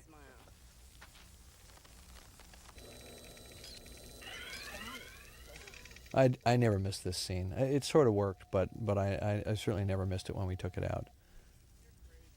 It was fun to shoot, because Arnold and I had a good laugh over figuring this out. That's good. Maybe you could. But what I felt was when I saw the film cut together that it was too rapid a gear shift between a funny moment to this, which is I think actually this is where you pick it up here. Yeah, this is where we right. pick it up. They just pull in and then you cut to this. They've obviously gotten some food. She's in her inner wasteland. And he gets into this kind of reflective moment where he sees these kids playing with guns, and it becomes about the bigger theme of the film. And it just felt like too much of a gear shift to me to go from the smiling scene, which is like fun with your pet Terminator, Mm-hmm. to this moment, which is actually pretty reflective. We're not gonna make it, are we? I mean, he just blurts it out, we're not going to make it. And it's kind of an underlying driver of the whole piece is this idea that, human beings just inherently can't be trusted with technology. They'll create things like nuclear weapons and Terminators. I think I approached this when we began, or at some point it occurred to me that what we were doing here was It's a Wonderful Life with guns. And seriously, that the idea that one person has the fate of the world in their hands, and of course in It's a Wonderful Life there was a whole other way of getting to that, to proving that theory in their story. But it's a very similar idea. This is one of the things that I always liked about this was this is where he's reading off the card on the windshield. Oh yeah. See, once you know you that. You can tell. That's pretty funny. Well, he knew it would work. That's the brilliant thing about Arnold is he knows exactly what works and what doesn't work. But going back to the first film too, with Sarah being a waitress. I mean, right. Let's not forget when we first meet her, in the way that you had designed the first show, she's like the person whose life is the most expendable. She doesn't matter. Yeah, And she's of the course least she important becomes- person in the world. And she becomes the most important person in the world, and then her son as well. And See, she's starting to put the pieces together here. She's starting to try to, and she's only asking these questions because in the back of her mind there may be a way to change things. Mm-hmm. But the first and film, she never stops thinking about that. No. Which is really the cool thing about her character. And Now this she's is an added relentless that scene way. here. We're talking about Miles Dyson. Now we're going to cut to Miles Dyson, and he's, this is funny. This is in '91. This is before all the .com millionaires. Mm-hmm. But basically, he's a computer millionaire, and the interesting thing is the first film was about the evil guys in the future deciding that they could change their reality by killing one person in the past, and in this film, Sarah realizes that she can change the future that she's has seen, kind of heard described to her and has lived in her mind for so long. She can change that by killing one guy in the present, and she makes that decision. And you know, she's confronted with having to see her son grow up and live in that world, and you know, anything she could do to change that, she would do. And so, well, and this is a logical step. Go back to the root of the tree. Right. Find the first branch, you know, or the first root, right. the tap root. Right. Cut it off, and this stuff will never get invented. Yeah, but the problem is, he's a nice guy with a family. You know, he doesn't know what the consequences of his work will be, any more than she could know what the consequences of her existence would be when she was a waitress in the first film. But her argument still, to a degree, I think, holds up. It's like, you know what, it's really too bad. You don't know that what you're doing is going to lead to the end of the world, but I can fix it anyway. Now, she doesn't kill him. She damn near does. Yeah, but this guy ends up. Miles has an amazing character arc in this story. Yeah. Because this is the fella, you know, who and as you said just a second ago, he's a good guy. He's not doing anything bad. But when he realizes that everything he has spent his entire life working toward, will cause the end of mankind, he thinks about it for about a second and a half, and says, "Let's destroy my entire life's work." Yeah. Yeah. And the courage and the clarity and the guts. This was one of my favorite characters. In they're the both show. Good characters. I like this actress too, Epatha Merkerson. She was really good. Mm. So that scene just kind of drops in there nicely, but I don't think we really miss it that much, because everything that is, you know, the clarity of Miles' character reads so quickly when we in the theatrical version, when we see him for the first time, through Sarah's eyes, you know, sneaking up on him to kill him. Mm-hmm. Yeah, no, I agree. That works really, really well. I had forgotten for a second that wasn't in the original thing, but that's right. I'd seen it before somewhere. This was very early in the shoot. Also, I think that like the second day maybe. I like the way she gets out of the car here too. She looks like she's got her hand on her hip, but she's holding the .45 tucked in her belt. Yeah. She's keeping it out of sight. This was obviously all created. Joe Nemec, the production designer, I think did a really good job on this film. This was all created. We just, you know. Okay.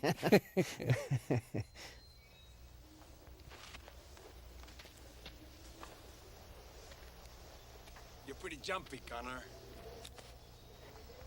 You too? This guy was Where'd you quite get a the good chopper? Actor.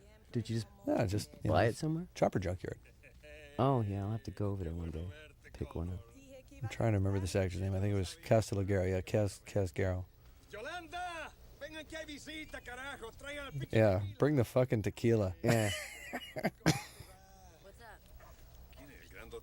He's cool, Enrique. He's with me. He's Who's the big guy? Uncle Bob. Uncle Bob. This is Enrique. Uncle Bob, huh? Originally, we had a much bigger concept in mind for this guy. Well, there was a camp. There was an entire right. It was more camp. And it was more of a kind of militia camp, and that was going down a kind of a dark road as well. That Sarah was hanging around with these militia guys, so we sort of detuned that slightly. Well, this always gets a huge laugh when he just picks up the baby. There's something inherently funny about a Terminator and a baby, because they're so diametrically opposite, you know, visual images. How about the feelings out of my fucking teeth? Now, Enrique. You two, you're on weapons detail. Come on, let's go. I think there's some little added bits here too when they go down into the weapons cache.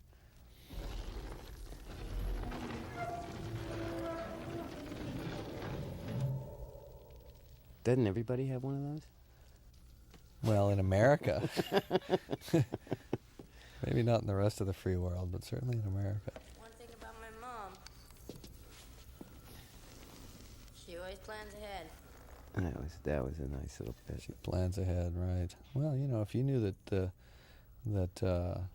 you know, an apocalyptic war was coming, you might plan ahead too. Excellent. You better plan ahead. So when Linda walked out in her this outfit? in her wardrobe for that day, and Arnold hadn't seen her in about a year, I think. He just walked up to her and he said, "My God, Linda, you're ripped to shreds."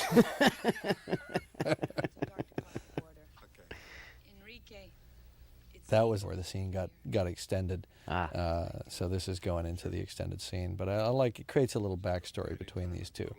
Well, I mean, it was never my intention that they had ever had any kind of romantic past, but just that they were these kind of comrades in arms. Mm-hmm. Well, you know, when we first This is an added bit here. when we first were thinking of this sequence, It falls was into a whole that- different thing Fal- where it was an This falls into that category that you were talking about before, where we were uncomfortable having John be really competent with weapons, and that was one of the reasons that I took this out, is he comes off as more of a cerebral leader in the release version of the film. But I remember when we were discussing it, when we were building this, that he would, by necessity, have learned to shoot Yes, and reload absolutely. and break every weapon in the Absolutely. world down, Right. and that he had. Our thinking at the time was, yes, he can do all that. He feels nothing about them much one way or the other. It's a hammer to him. Right. And Well, he says in this scene, I just thought that's how everybody lived. You know, riding around in helicopters, blowing things up. About it one way or another? No. I have to stay functional until the mission is complete.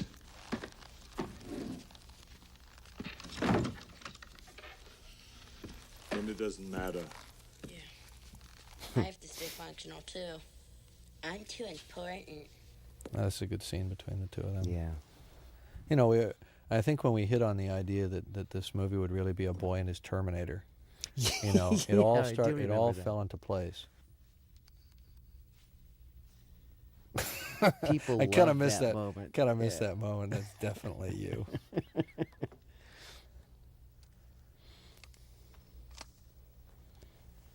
Yeah, Linda has about 1% body fat, I think, here. Yeah, she looks pretty scary. There was a thing on set between her and Arnold on who was going to get which pair of sunglasses, as I recall. There was Well, I remember that there was the quest for the new sunglasses. yeah.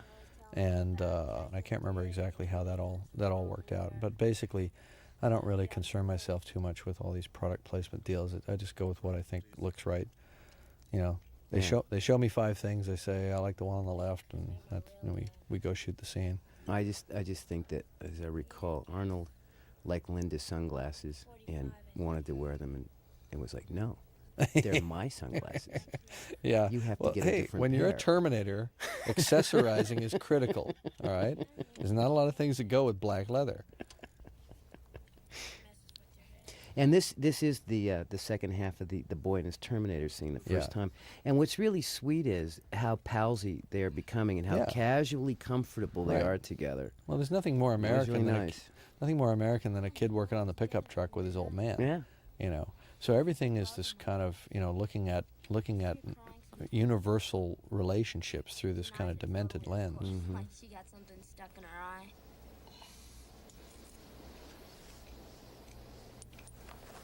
Why do you cry?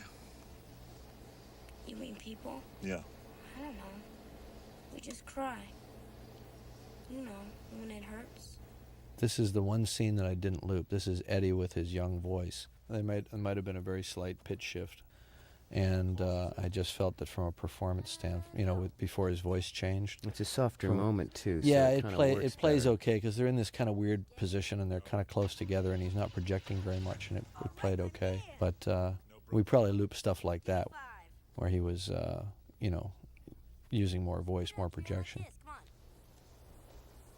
All right, now hit me. Give me 5. Do the same thing. Do the same thing. All right. I remember just kind of making this stuff up, but I think there's an indication in the script that Sarah watches them, you know, just kind of goofing around. I think you're exactly right. I think it just indicated that Sarah's looking at them, and that's when she gets the idea that he could be a good father for John. And then Right. I think you just went out and tell him to goof Yeah, around we and were make all that just stuff up. we were just, you know, Oh, well, she says it right here. right.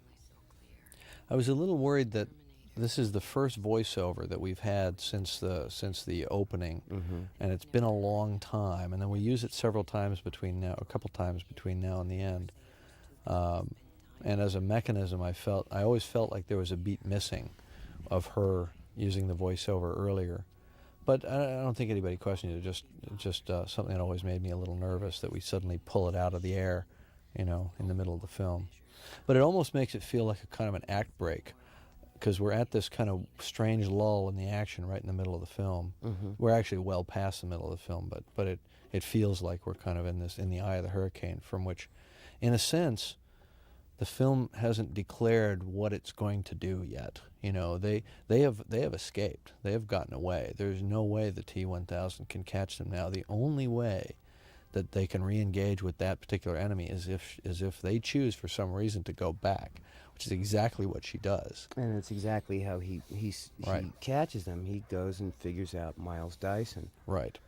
And that's how he picks them back up again. Yes, but he never could have caught them if she hadn't made this decision. So she knowingly is putting them back in harm's way. But we knew this. I remember when we were working this out, that we had to try and have her re-engage. In other words, there's the run away, and the turn and fight.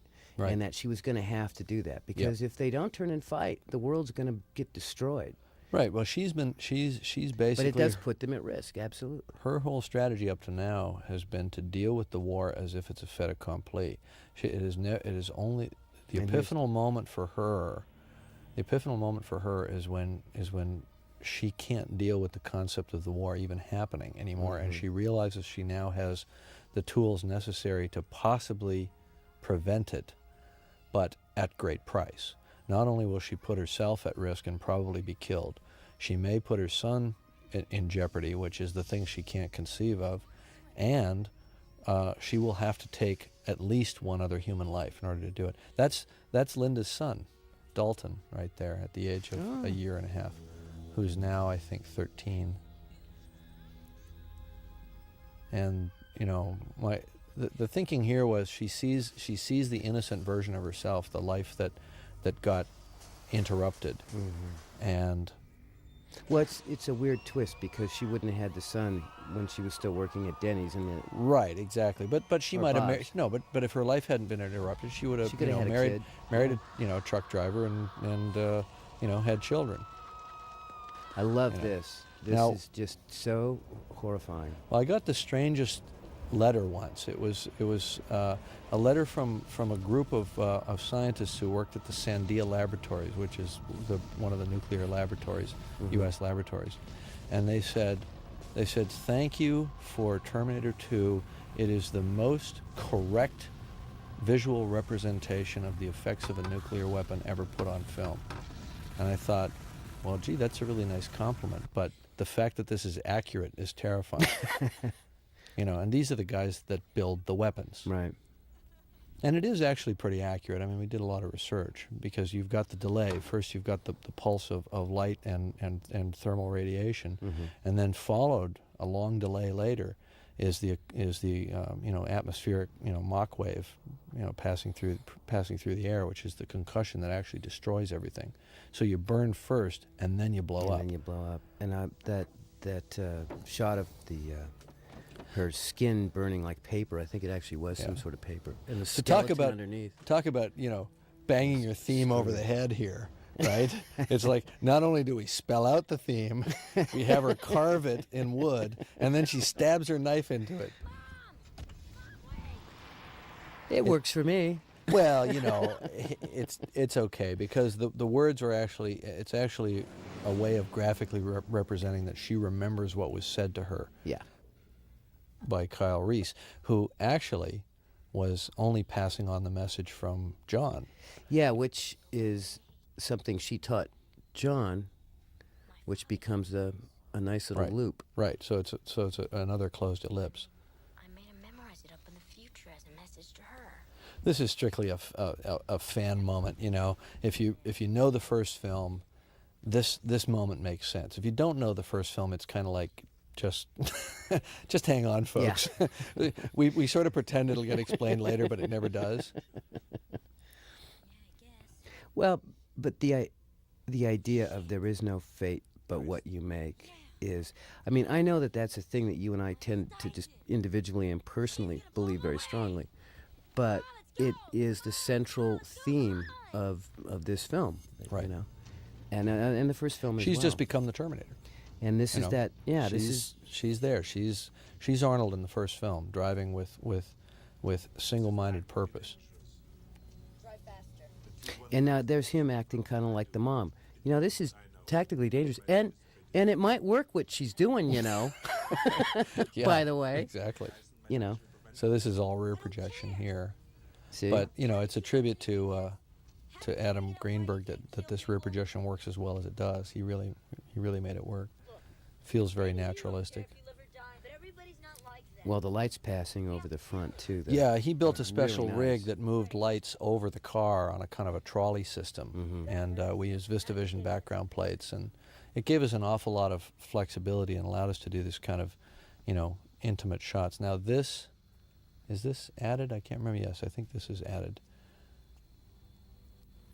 You mean this particular shot? This particular shot was not in the whole thing of her setting up the weapon.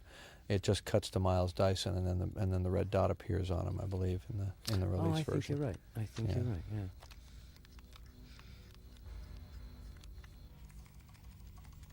Yeah, that's the first shot coming in the release version.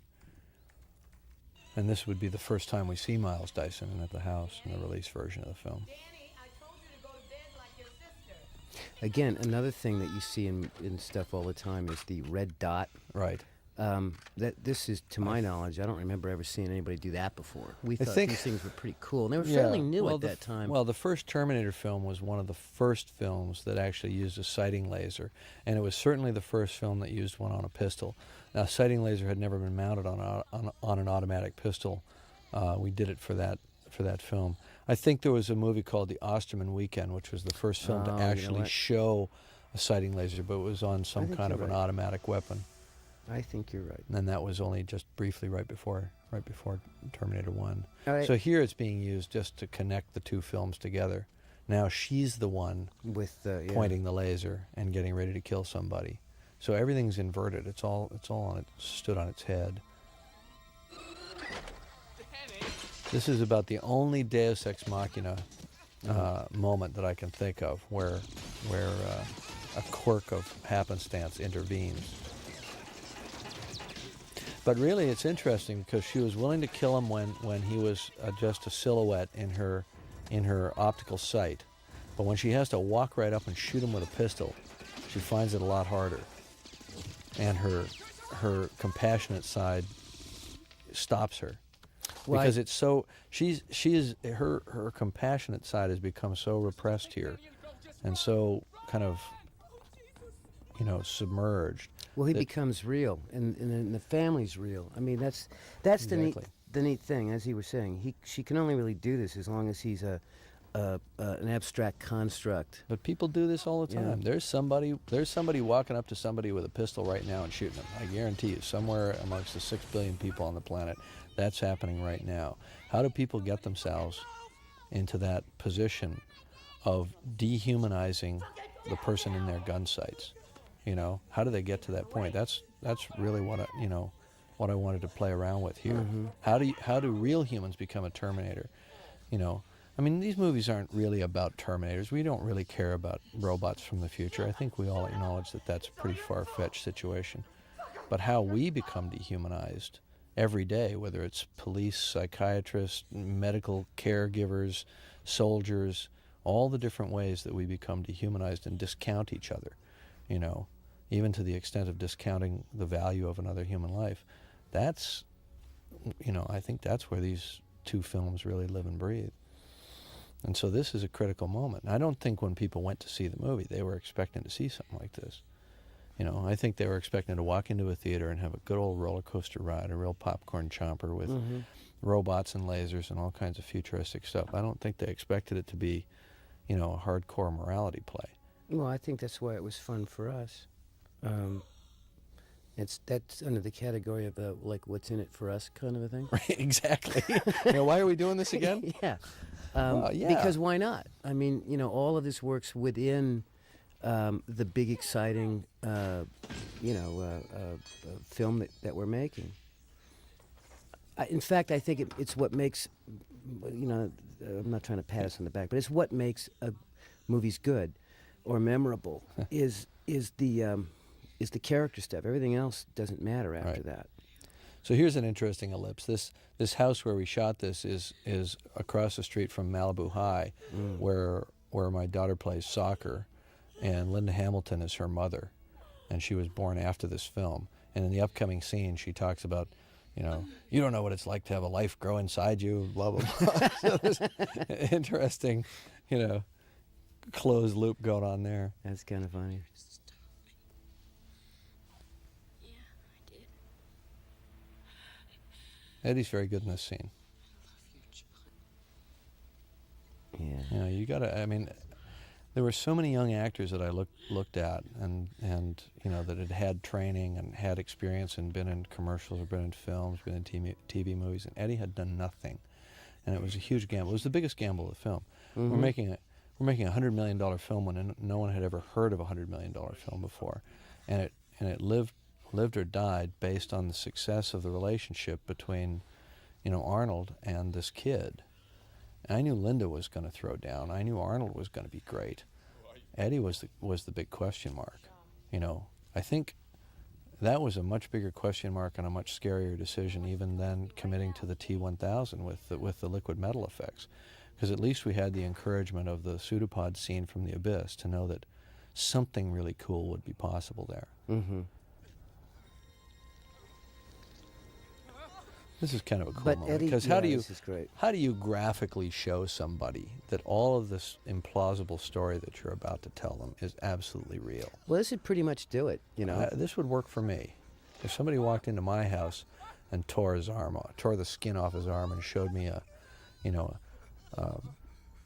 cybernetic endoskeleton like that, I'd pretty much buy their story. At least I'd buy their commitment. So obviously that's all Stan Winston, articulature. Yeah, it's all puppeted. There's like 6 guys off camera working that thing. Now you'd do it differently. You'd do it as a CG hand, and you'd have more control. You think? Yeah, absolutely. I thought that looked really, really. Yeah, real. it looks really, really real. But I just think you wouldn't do it that way now. You'd have more dexterity in the motion if you did it as CG animation, and it would look just as real as that. It would look the same. So it's interesting. Well, we would arrive at the same image in a different way now, 12 years later. On things I haven't even done yet. Oh, I love Linda's little speech here in a second. Remember, we had fun with that. Yeah. And the kid going, "Mom, we need to be more constructive a little here." more." Yeah. Well, she's just in a really dark place, and Linda said she wanted to play a character that was on the edge like that, and I think it makes her a lot of fun. It makes watching her really, really entertaining, I think. Well, the other thing is it makes she's eating up every inch of space as Arnold does, and that's hard to do. Yep. And it makes her an equally weighted counterpoint to him. Yeah. Yeah. And it just works so well. And that's, part of it's how we thought her up, but so much of it is how she's doing it. And Linda just brought so much to this piece. But it's nice that John's the one that's pushing it forward. He's the one who's actually making things happen. She's just, she's sitting around being negative. She's run out of steam. Mm-hmm. She doesn't have a plan.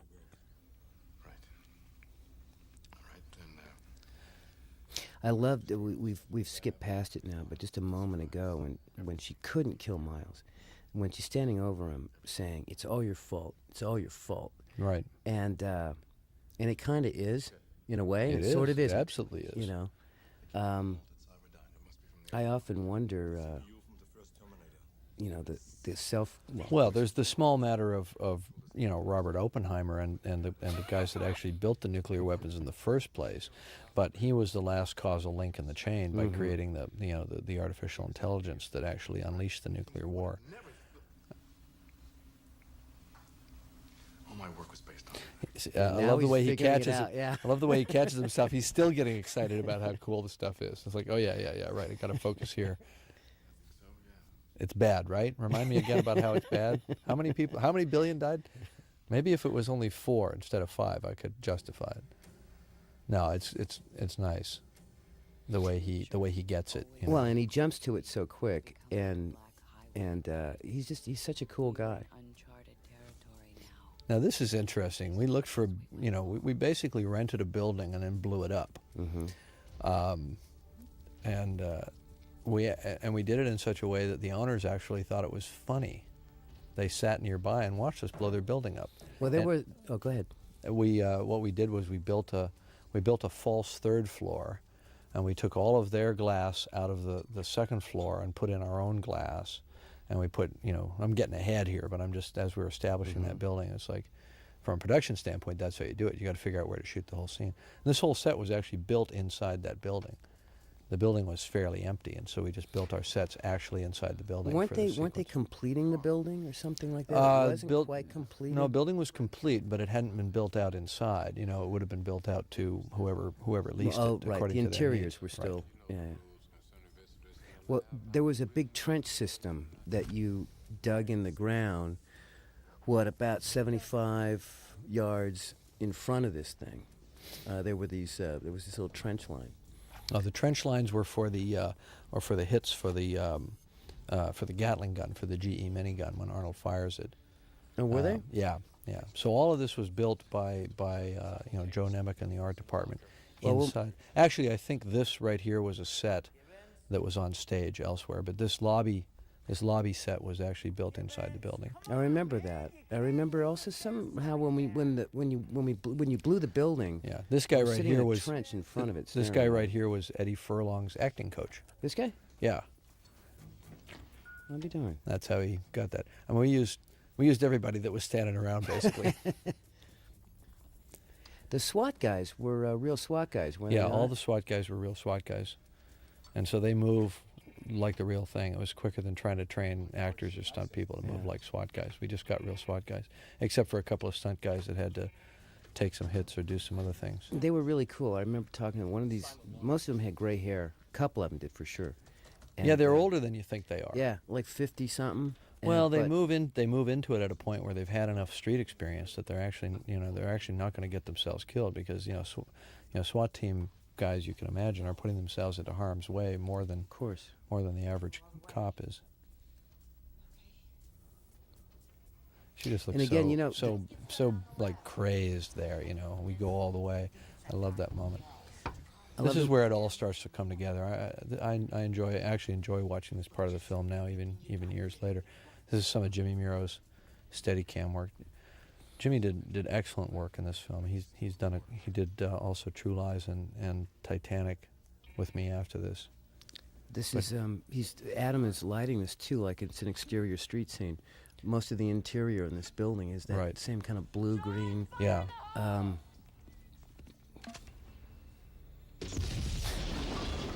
Don't you just wish you could? Yeah. Actually, it turns out that it wouldn't have worked, that the M79 grenade launcher, when it discharges the grenade has to spin 7 times from the rifling before it arms. So it actually would have just bounced off the door, rolled back into the room, and blown up behind him. But I didn't know that at the time I shot the scene. My brother, my younger brother, who was David? a Marine in Saudi, in Kuwait during Desert Storm, informed me of all these little minor nuances. Yeah, I love how this is lit. This was a set. This was just built on a soundstage, and this was still at the location of the house. We did a pretty good number on that house. I'm surprised that they let us do all that stuff. Did they let you, or pretty much you just sort of did it and left real quick? No, we explained to them what we were going to do ahead of time. I mean, I as I recall, we actually built our own facade for this area and then removed it later. But, certainly I would never allow my house to be used by a movie crew for fairly obvious reasons.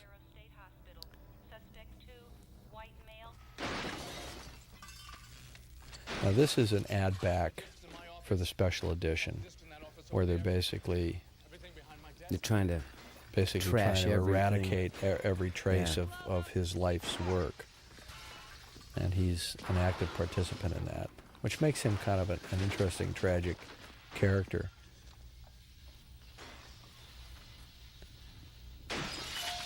That's his baby. Yeah.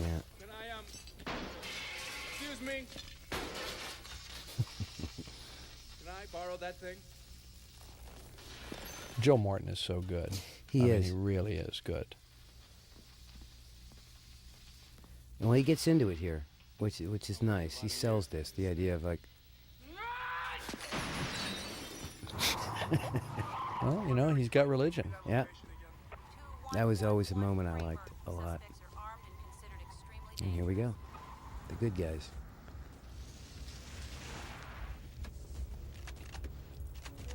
So there's some nice helicopter flying coming up here in this next sequence. The piloting was all done by Chuck Tamburo and his brother Mike Tamburo. Chuck flew the camera ship, and I flew with him. You were operating a camera in one of the ships, weren't you? Yeah, usually, and or flying along. Usually either operating or flying, or just there directing. And Mike Tamburo flew the Jet Ranger, and he did some amazing work. He was later killed in a helicopter crash, although he wasn't piloting. He was just riding along, which was a real tragedy on a number of different levels. Not on this film, actually working on a commercial. But a truly remarkable pilot, and this film really shows his skill level as a helicopter pilot. I've since learned how to fly a helicopter, that exact type of helicopter, Jet Ranger, and I now appreciate what these guys were doing a heck of a lot more. That's Chuck Tamburo in that flying that one, because he actually was a character. As well, and you'll see him. He's the guy. He's the guy who's flying the helicopter when the T-1000 pours himself in through the window. Now here's a little in joke. The name of the chemical on the side of these canisters here is the same chemical in a friend of mine directed a film called Outland, Peter Hyams, and it's polydichloric euthamol, I think. There's a completely made-up chemical that he had in that film. I think it was like a drug in his film. So here it's a flammable. It's an polydichloric euthanol. Euthamol, yeah, Euthamol? Right.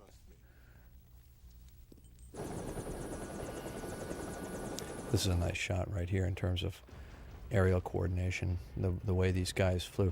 I mean, he had very little clearance between the front of his rotor and the back of the tail rotor with those trees right there, and they just did it. They're just so good. This GE minigun is a fearsome weapon, not designed as an infantry weapon. No, by any stretch of the imagination. It's usually a helicopter mount. It would be mounted in the door of a helicopter or in a gunship, a fixed-wing gunship. Is that a real one, or is that? That's a real one. It's been blank adapted, of course. It was adapted for blanks, and it was detuned. They normally fire at 6,000 rounds per minute cyclic rate of fire, and it's been detuned down to 2,000. Is that so Arnold can hold it, I would imagine? No, it's so that you actually can see discrete flashes coming out of it. Otherwise, it's just a solid column of fire, which is why in Vietnam they called them Puff the Magic Dragon. And the amount of destruction that it's doing in this parking lot is probably much less than what it would have really done. Now, the guys who owned it really didn't like that shot. They just dropped it on the ground like that. I said, he's a Terminator. He doesn't care about it once it's empty. He's going to drop it. And they said, well, can we put a pad under it? I said, no, you'll see the pad. I was not their favorite guy that day, but fortunately it didn't damage it. Yeah, dropping a GE minigun on the floor, I don't think is like this. Really Human casualties is 0.0. Yeah. Like you could have 0.1 casualties. Well, you could have wounded Well, somebody. it adds a sense of precision. Yeah. We tried it with just 0 there, and it looked stupid. So.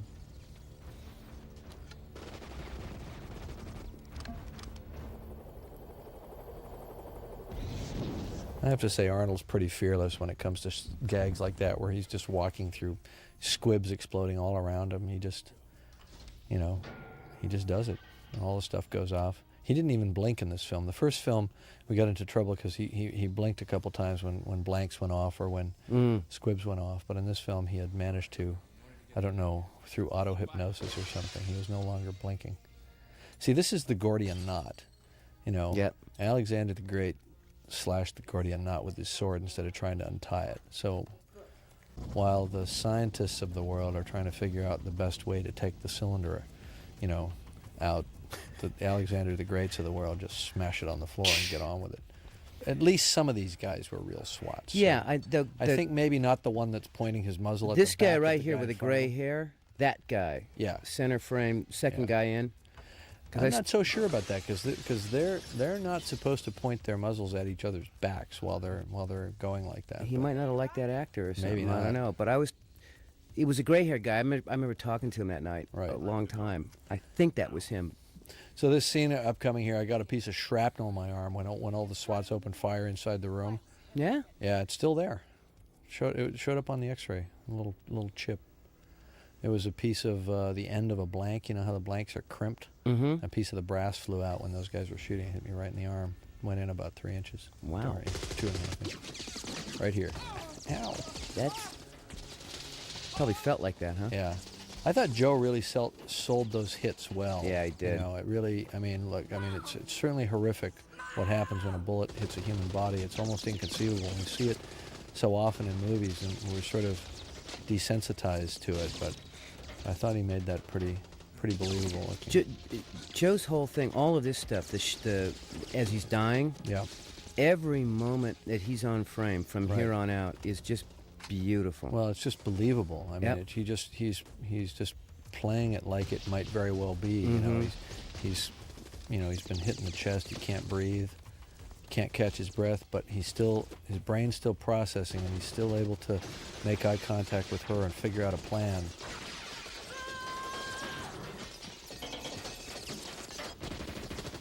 She's You know, great. in this, It's the too. ultimate sacrifice, and it's made knowingly. I mean, he's really a heroic character. Right, I agree. I really liked him a lot. I mean, front to back. That's nice.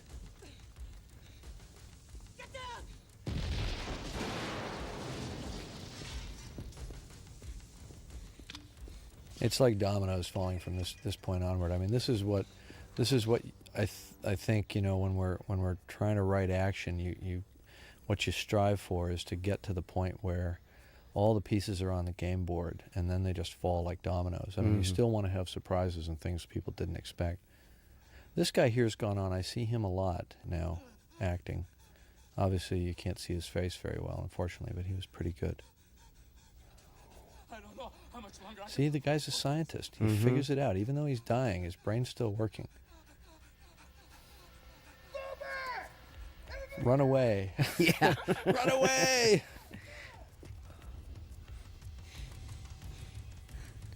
Should probably mention Brad Feidel's score, because Brad did the first film and he did Terminator 2 as well. And I just think that the score is very interesting because it's just, well, not necessarily this moment, but it's very machine-like in a way. Well, and it acts as a rhythm. It's like a rhythm section for the visuals on the film. Exactly. Where anything else is always pushing everything forward in Yep. front of it. This was a He tough did a shot. great job. This was a tough shot to do because we were stacking helicopter to helicopter to explosion, and it all had to be timed perfectly. So just to point it out again, that building was rented, and we just left after we blew it up. Guess you had to buy all these we had to cars put when it you were back. done. Actually, what was interesting is the damage to the building was mostly caused by water, because for some reason the sprinkler system went off. The fire department had not allowed us to turn it off, and it went off before we could stop it, and we had about $300,000 worth of water damage. The fire didn't create any damage because it was planned. You know, it was a planned burn. Stay here. I'll be back. That was What a do you trailer think? moment. What do you think? Is that better than "She'll be back"? just polling the group.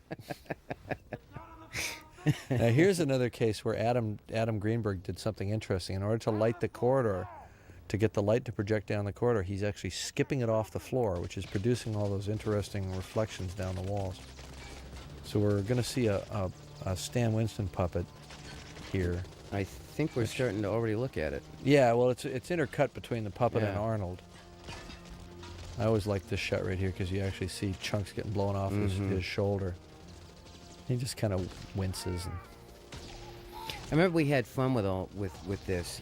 Is that he can't kill anybody? Of course, Right. he can shoot you in the leg. yeah, exactly. They Yeah. wanted me to cut all this out for the English release, the 'Cause you're release not in the supposed to hurt UK. cops or Well, no, something? because when they have problems with the IRA, and one of the IRA is very big on kneecapping people and crippling them by shooting them in the leg, and the British just found that a whole lot less funny than we did.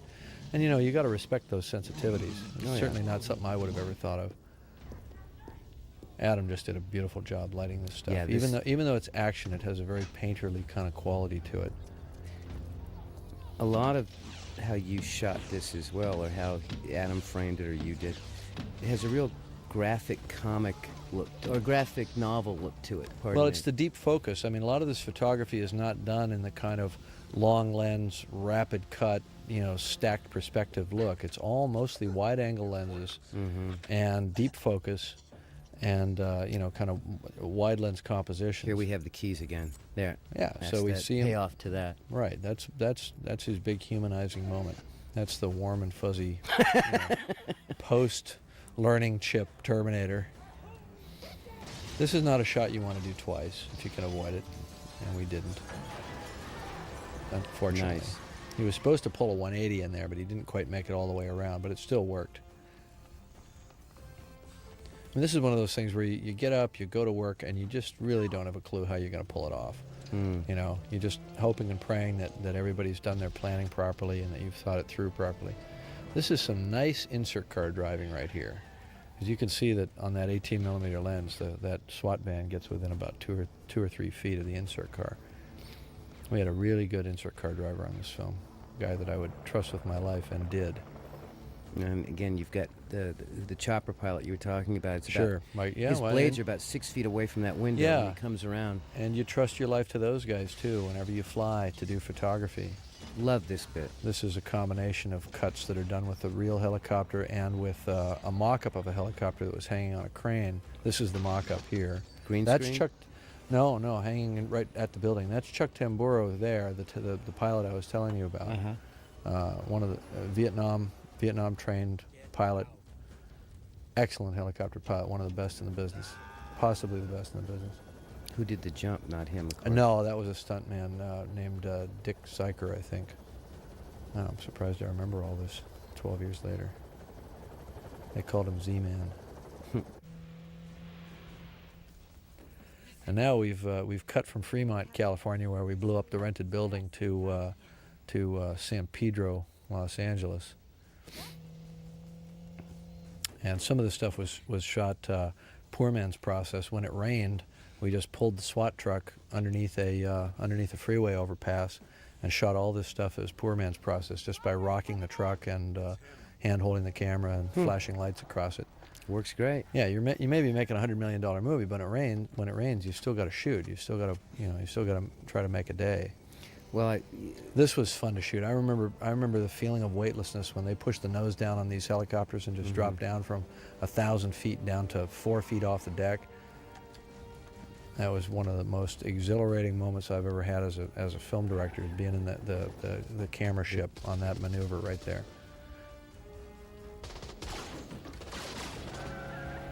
This was done by actually hanging a mock-up of the helicopter from a huge kind of crane-like arm and actually driving down the freeway. Now here it gets interesting. You see this helicopter going under a freeway overpass? Yeah. That's a helicopter going under a freeway overpass. The crew... that was real? The camera crew said, we won't shoot that. So I said, okay, fine, I'll shoot it myself. And it was just me and the insert car driver following the helicopter through there. You mean that guy really just flew that under that overpass? Yeah, it was Chuck Tamburo. He said, just give me a few minutes to work on this. I'm going to fly down there. Now watch this move. This is Mike Tamburo pulling up and just barely clearing the skids over that thing. And he knew exactly what he could do and how to do it. I mean, these are not things you should do with a helicopter. But these guys were so good. Now, was Linda? Is that really Linda in the? It varies from shot to shot. But you had her running down the freeway with a chopper. And oh yeah, she would have been cabled in, and you know, some of it was a stunt girl. That was nice. Yeah. We actually had to do that shot twice, which we didn't relish doing. We had to go back and do it again. There was some technical screw up, and the helicopter didn't blow up.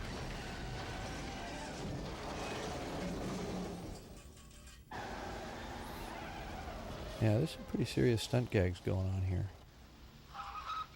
Now, don't ask me what Bol El Gold Gardner means, because I didn't. Somebody in the art department thought that would be cool. They probably just went out and rented that truck from some guy. So there's no hidden meaning there. Okay. And this is kind of low rent. We didn't have any effects planned for this scene, so we just had the little Stan Winston pop out knife trick, and no CG whatsoever there. You know, but what was so nice about it was just the casual directness of it. Right, exactly. Works for me. Well, he's a Terminator. He's not involved. He Well, and he doesn't care much about the niceties, social niceties. Exactly. And it just kind of doesn't stop. Well, actually, we're already into the part where it didn't start stopping already. It didn't. It But, started not stopping already. But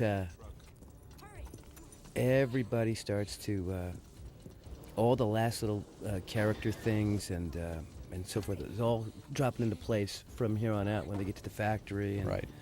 And I remember thinking that, okay, well, we've got 3 or 4 little logic things we got to take care of here. We got the CPU, we got the arm, we got, you know, and what we actually, as we were working on interesting. the film, we called Hang on, Arnold. hang on. The guy that dove over the wall right there Uh-huh. was one of the camera assistants, and he went on to great fame as a guy who was in a helicopter that crashed into a volcano in Hawaii and was rescued like a day and a half later and survived living in a volcano for a day and a half. Wow. Yeah. So working with you was good training for that. It was. He had faced death before, and he was prepared to face it again. Yeah, this was tough stuff to shoot, and I mean, tough stuff to shoot safely, because when you're smashing vehicles together like this, Right, there's speed, a level of yeah. unpredictability, and if you've got this little tiny truck in front of this big semi, you really have to have good drivers. I think the driver of the semi was Jeff Dash now, nickname Call Sign Hound, was a very good semi driver. And some of the stuff was shot, like that would have been shot from the sidecar, handheld. And that's pretty exciting too when you're down at that level.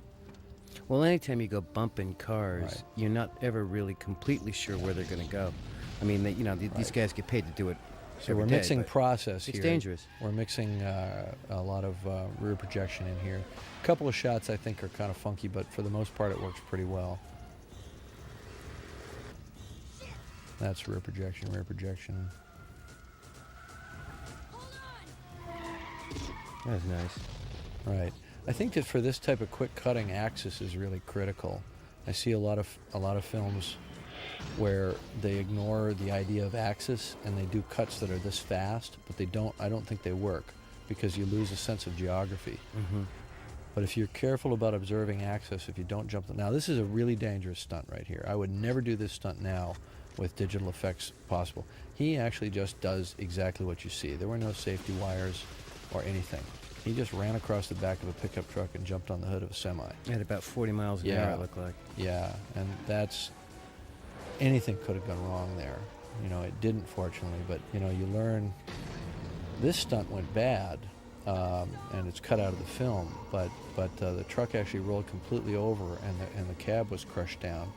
And the only thing that saved the 2 guys inside was that I had asked them to put in a roll cage. They hadn't had a roll cage inside the cab of the semi, because they didn't think the semi would wind up upside down.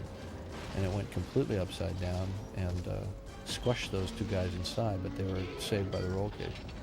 So, you know, being ultra paranoid and ultra safe really pays off. That's our, that guy yelling in the foreground there is our prop man, Chuck Stewart. And this is just a bunch of real liquid nitrogen getting poured out on the floor, which there's no real way to simulate it. Movie magic. Yeah. What did you use for the liquid nitrogen? Liquid nitrogen. Yeah. Call us old-fashioned, but Now, now Robert's walking through all that. well, yeah, it's set up so that it's, you treat it just like a fire bar gag. You know, you put the stuff in the foreground and the background. Now that would have been water there. Well, of course. Yeah, But and there's a lot of CO2 being blasted in also, and you know, we're mixing like that would have been CO2 and water, and then we just put you know, little like Christmas sparkles on them to and flocking snow, you know, that you'd use to flock a Christmas tree, and you know, it's just all faked in cuts basically, and just building up the. I remember shooting him with flocking in the face, like, okay, hold still, Robert, I'm gonna. You know. And here's another thing, like what you were saying earlier in the film about how you don't explain what you're looking at. You Right. just show it happening, and intuitively, people did seem to get it. Yeah, audiences. You know? Audiences are smarter than a lot of people in Hollywood give them credit for, and yeah, I know what it's from. It's from these screenings where people say they didn't understand things. You know, they write out on the cards that there were things that they didn't understand, and the studio executives are so paranoid about losing the audience in the curves. But they'll keep up if they're motivated, if they like what they're seeing. That was a tough gag to do. That was a Stan Winston effect. We used primer cord to break a fiberglass body that had a bunch of pre-made fragments inside it, and then 2 air mortars up above that were fired simultaneously to blow it down, so that it just looked like it was collapsing, but it's actually blown down onto the ground. The steel mill's a real steel mill, but it's not an operating steel mill, so we had to simulate its operation. So the steel being poured in the background is actually an elaborate gag, I think, made with this is a visual effect shot, but the effect of steel pouring right there is actually just clear or milk plexiglass with lights behind it, sculpted into the form of steel. This is actually mercury, as I call it, was frozen in a freezer and then put on a hot plate, and it just turns back into liquid mercury. And this is a separate. Yeah, these shots were done by Bob and Denny Skotak of Forward Effects. They did this whole sequence here, and then They did Abyss with you as well, didn't yeah, they? they've worked on it on most of my films: Aliens, The Abyss, T2. They did a little bit on Titanic. And this is ILM again. This right? is ILM. We just handed off to ILM. We're back into a completely CG effect. And this is a CG effect here. Dennis Muren came up with the idea of him kind of opening up like that and his head detaching from the lower liquid mass, which I thought was kind of cool. You can tell our budget is you know, for these effects, it wasn't budget. It was just there was a certain amount of time that we had to do the effects, and we never actually see him turn from liquid back into Robert. He's just there when we cut back. But we've seen it enough times. We've seen it before, so we don't really need it. You know, I mean, quite frankly, Jim, until you just pointed that out, I think I remembered seeing it the other way. Yeah, exactly. I mean, your brain fills it in because you already know. Here was something interesting. We're shooting at 36 frames a second, which is slight slow motion, and Robert is walking really, really fast. But it comes back to a kind of normal gait, but it has more power. It's like every foot is coming down like a piston, and that's how we got that strange look on him. And this is where we see that he's for the first time starting to malfunction. Yeah. And that's just a very simple physical gag, and then that's a morph shot. There were a couple of things that we did here in this final sequence that some of the effects weren't quite done, and we were trying to cut time, and I took the effects out. And the whole idea of the malfunctioning T-1000 is I felt like I had to have something that was kind of the equivalent of that's a malfunction. He's glitching. Here he's glitching. He's out of control of his mimetic process. Whatever he contacts, he's inadvertently starting to emulate, and it's like he's out of control of his own functions. And I felt like we had to have something that was equivalent of in the first film when the Terminator was getting shot up and losing parts and getting crushed, but still a menace. And that what I like is in a larger respect is the idea of these two machines battling in a big machine factory. Yes, right. Well, we thought about that a lot. Like, I mean, where does the last battle happen? I mean, I remember a lot of discussion about how are we going to kill this thing. We've created something that can't be stopped. Now, how are we going to stop it? I think our first thought was it was going to be a tool factory.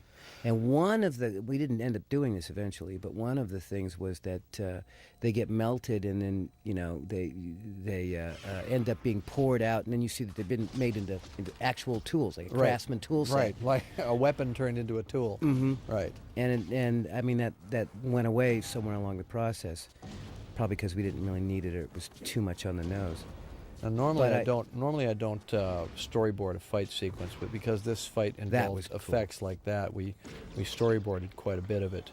There was still a little wiggle room when we shot it to choreograph things differently, but it had to pretty much hit the basics. Now this is just like a guy in a Mylar suit right here, because we had so many shots we had to do where the T-1000 was in a semi-liquid metal form that we just had to cheat. We just didn't have the budget for it.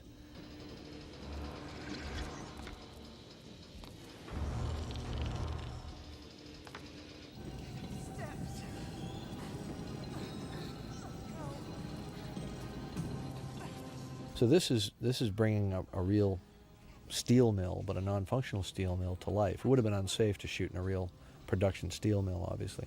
So that pour was made out of something, probably fiberglass or white plexiglass, and it's actually not moving. It just our mind fills in that it has to be moving.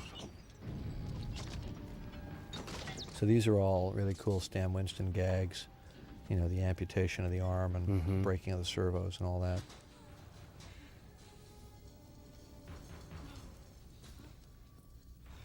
And in its own way, this kind of mimics the end of first Terminator.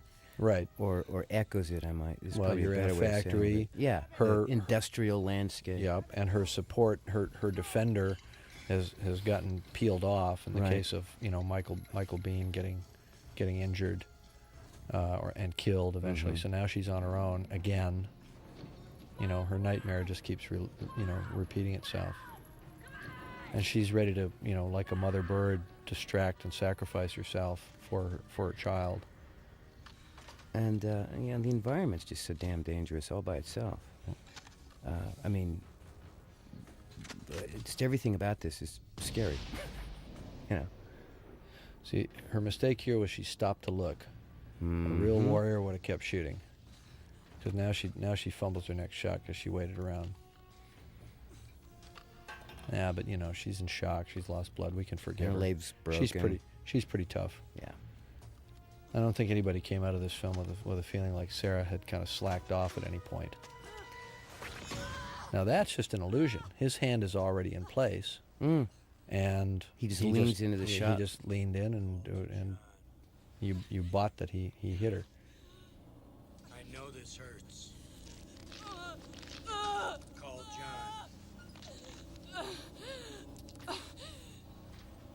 Now this here, obviously this is a CG extension of the finger, but then in the next shot, right here, it's just actually a physical needle that we made.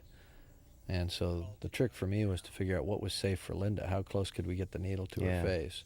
So I used a longer lens here and put the needle in such a way that it looked like it was closer than it was. That's a physical gag on the set right there that Stan created. That's a Stan. Yeah, and then that's physical. And then this is a computer graphic shot with a morph.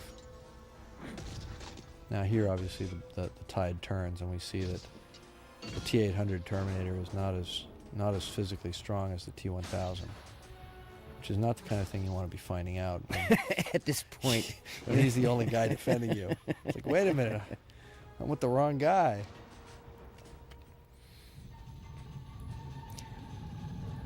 Now, fortunately, we sort of know innately that Terminators can take a lot of punishment. Better than Timex watches. Now, how much of this is all of this Arnold in the shooting of it, or is some of this pretty much a dummy? Yeah, that's a dummy head. That's a dummy. That's a dummy head right there, for obvious reasons. We didn't want to smash a girder into Arnold's head, not until the last day. Not for what you were paying him. No, actually, we're paying him very well, but it was enlightened self-interest. We still had more scenes with him. And anyway, he and I are friends, so I would have heard about it from Maria if I had sent him back in a broken condition. Yeah, this is nice.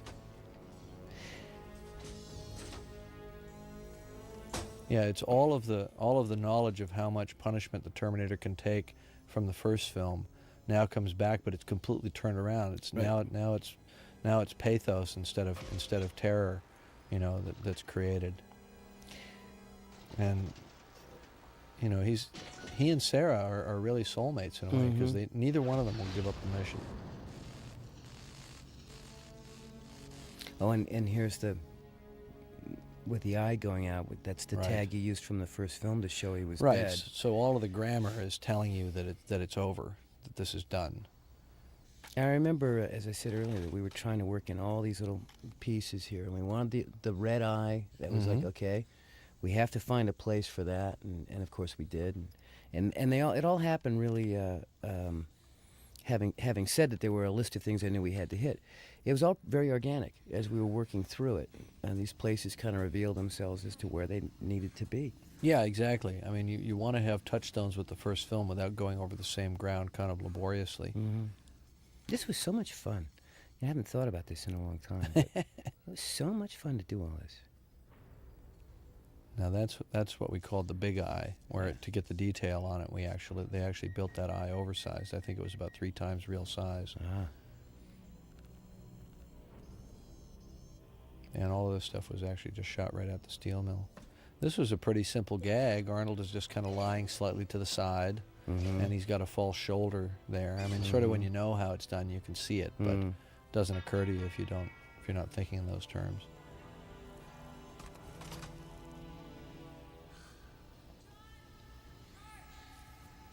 And we have a kind of a lull here. It's interesting what you did with the last 20, 30 seconds. Is everything just kind of slows down to take a breath. So these heat ripples are all created for the shot. Obviously, there's no real heat there. There are fire bars. Digital stuff? No, we wouldn't have had that capability then. There are fire bars just underneath the lens. That's Linda in the foreground and Leslie in the background. Then it switches to Linda in the background, and then that shot was an ad back, where the T1000's malfunctioning and imitating the grill, call it the grill floor effect, grill foot or something like that. I don't remember. Now, Arnold, I just talked to Arnold the other day, and he said that he was doing this gag on T3, and he threw his shoulder out and had to have surgery. Really? I told him maybe he should have checked with Linda, see how she did it. I always said about this moment, she's incredibly brave, but she can't count.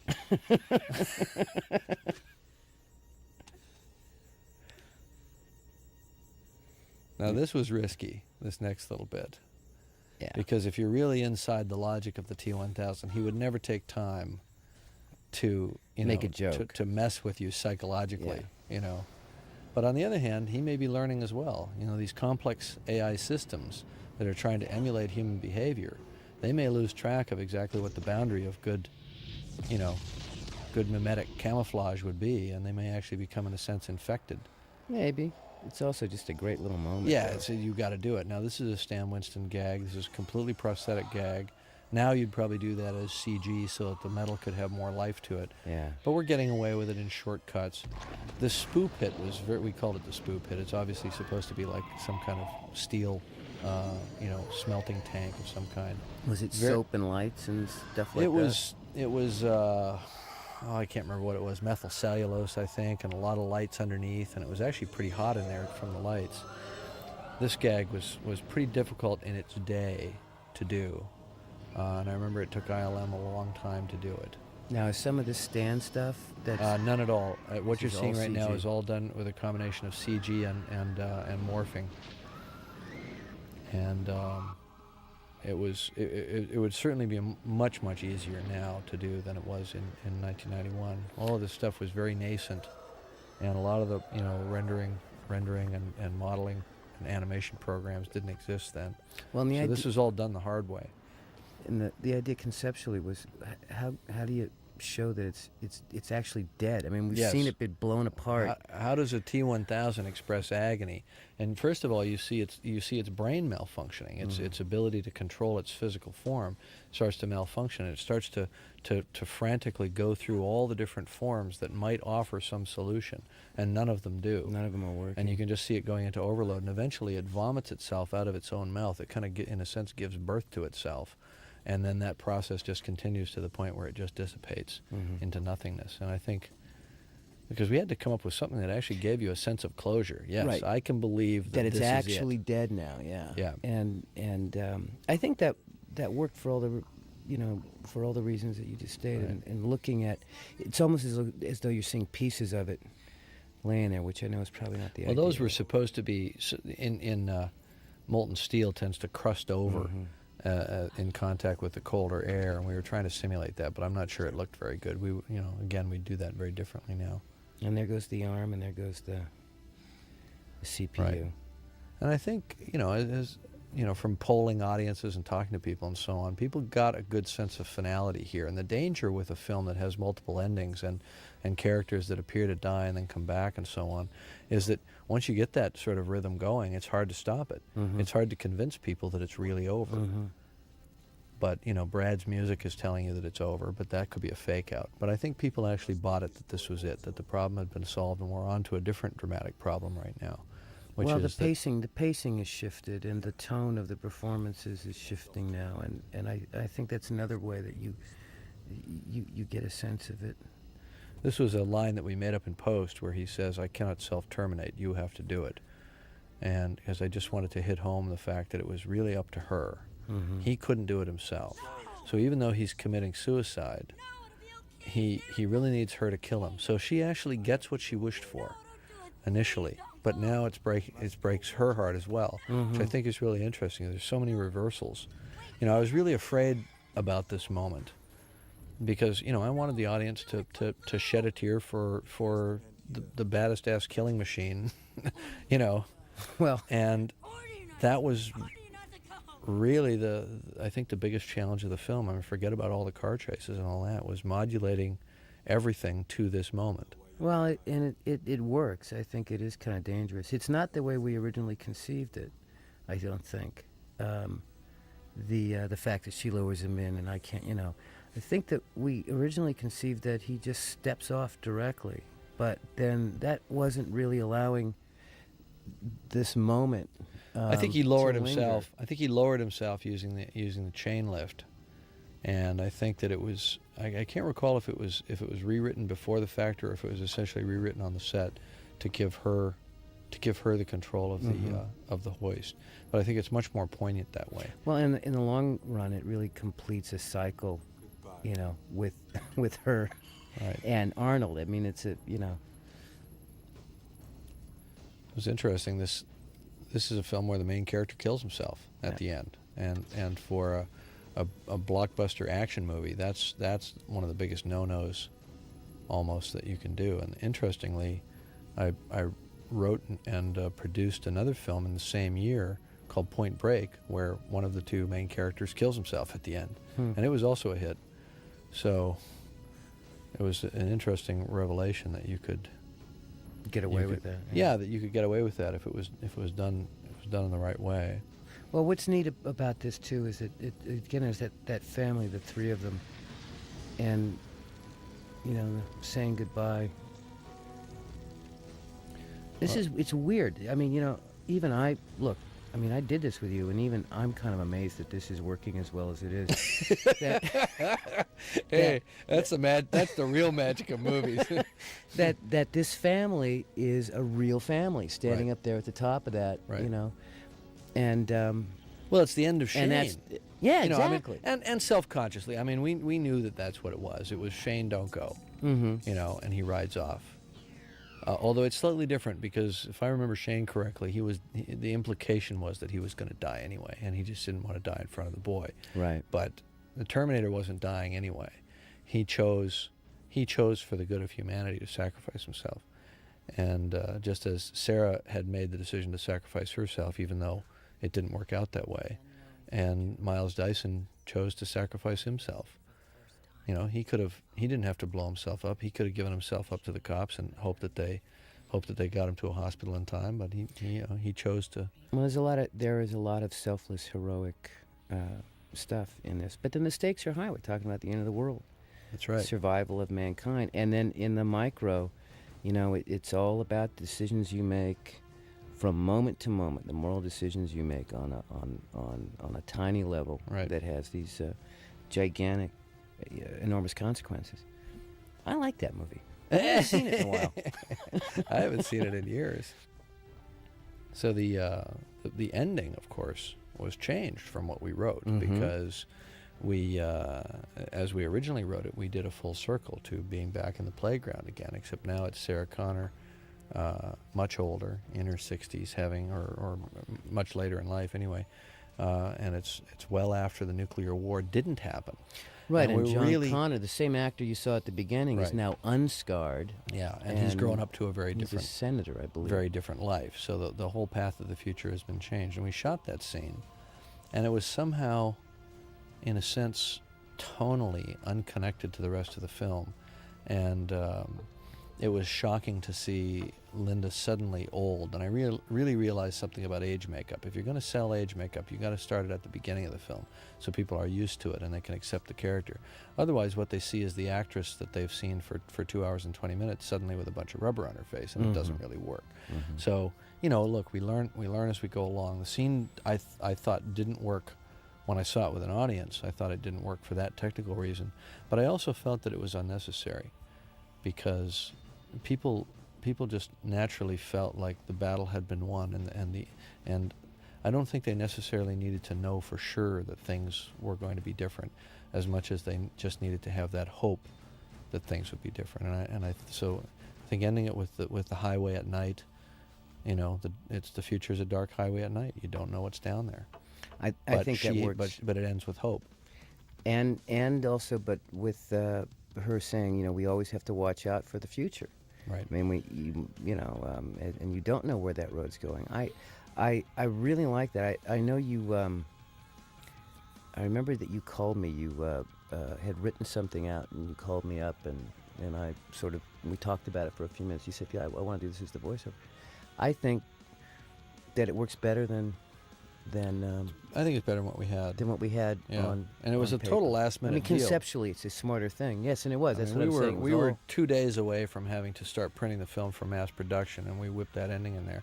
And I remember Linda had to fly up to where we were mixing up at Skywalker Ranch, and she did the voiceover there.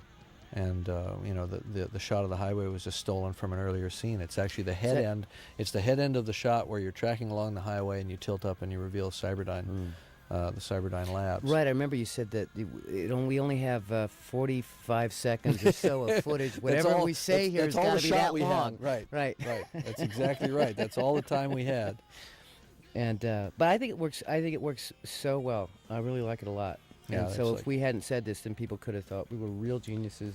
No, but you know what? I think that all of filmmaking is it's not accidental, but it's never as sort of pre-thought out and architected as people think, because it's an intuitive, fluid process. And you propose things, you shoot them, you cut them together. Sometimes they work exactly like you had in mind. Other times they don't, and then you adjust. And I think all the scenes we cut were yours. I wonder why that was. Actually, that's really not true. But ultimately, it's the same set of aesthetic filters that are making the decisions while you're making the film, as before the fact. So ultimately, you're going to get there with something that feels right to you. I'll bet you Michelangelo even painted over a few corners of the Sistine Chapel. No, I don't think so. I think he was on a different level. But now we're talking about movies here, Bill, not great art. No, okay? what I'm getting at is that I'm sure even people far more talented than us have said, nah, you know what? I'm painting over that. I'm doing that one again. Actually, it's not necessarily that they're more talented, it's that they're smarter. And when they do interviews like this, they say, oh, yes, I meant to do that from the beginning. Or they had the good sense to die before tape recording was around. Yeah, exactly, right. I mean, I think the value of this is that you've got a stream of consciousness document of the people who are creatively responsible for the film. Yeah. I think we're done. Excellent. That's good.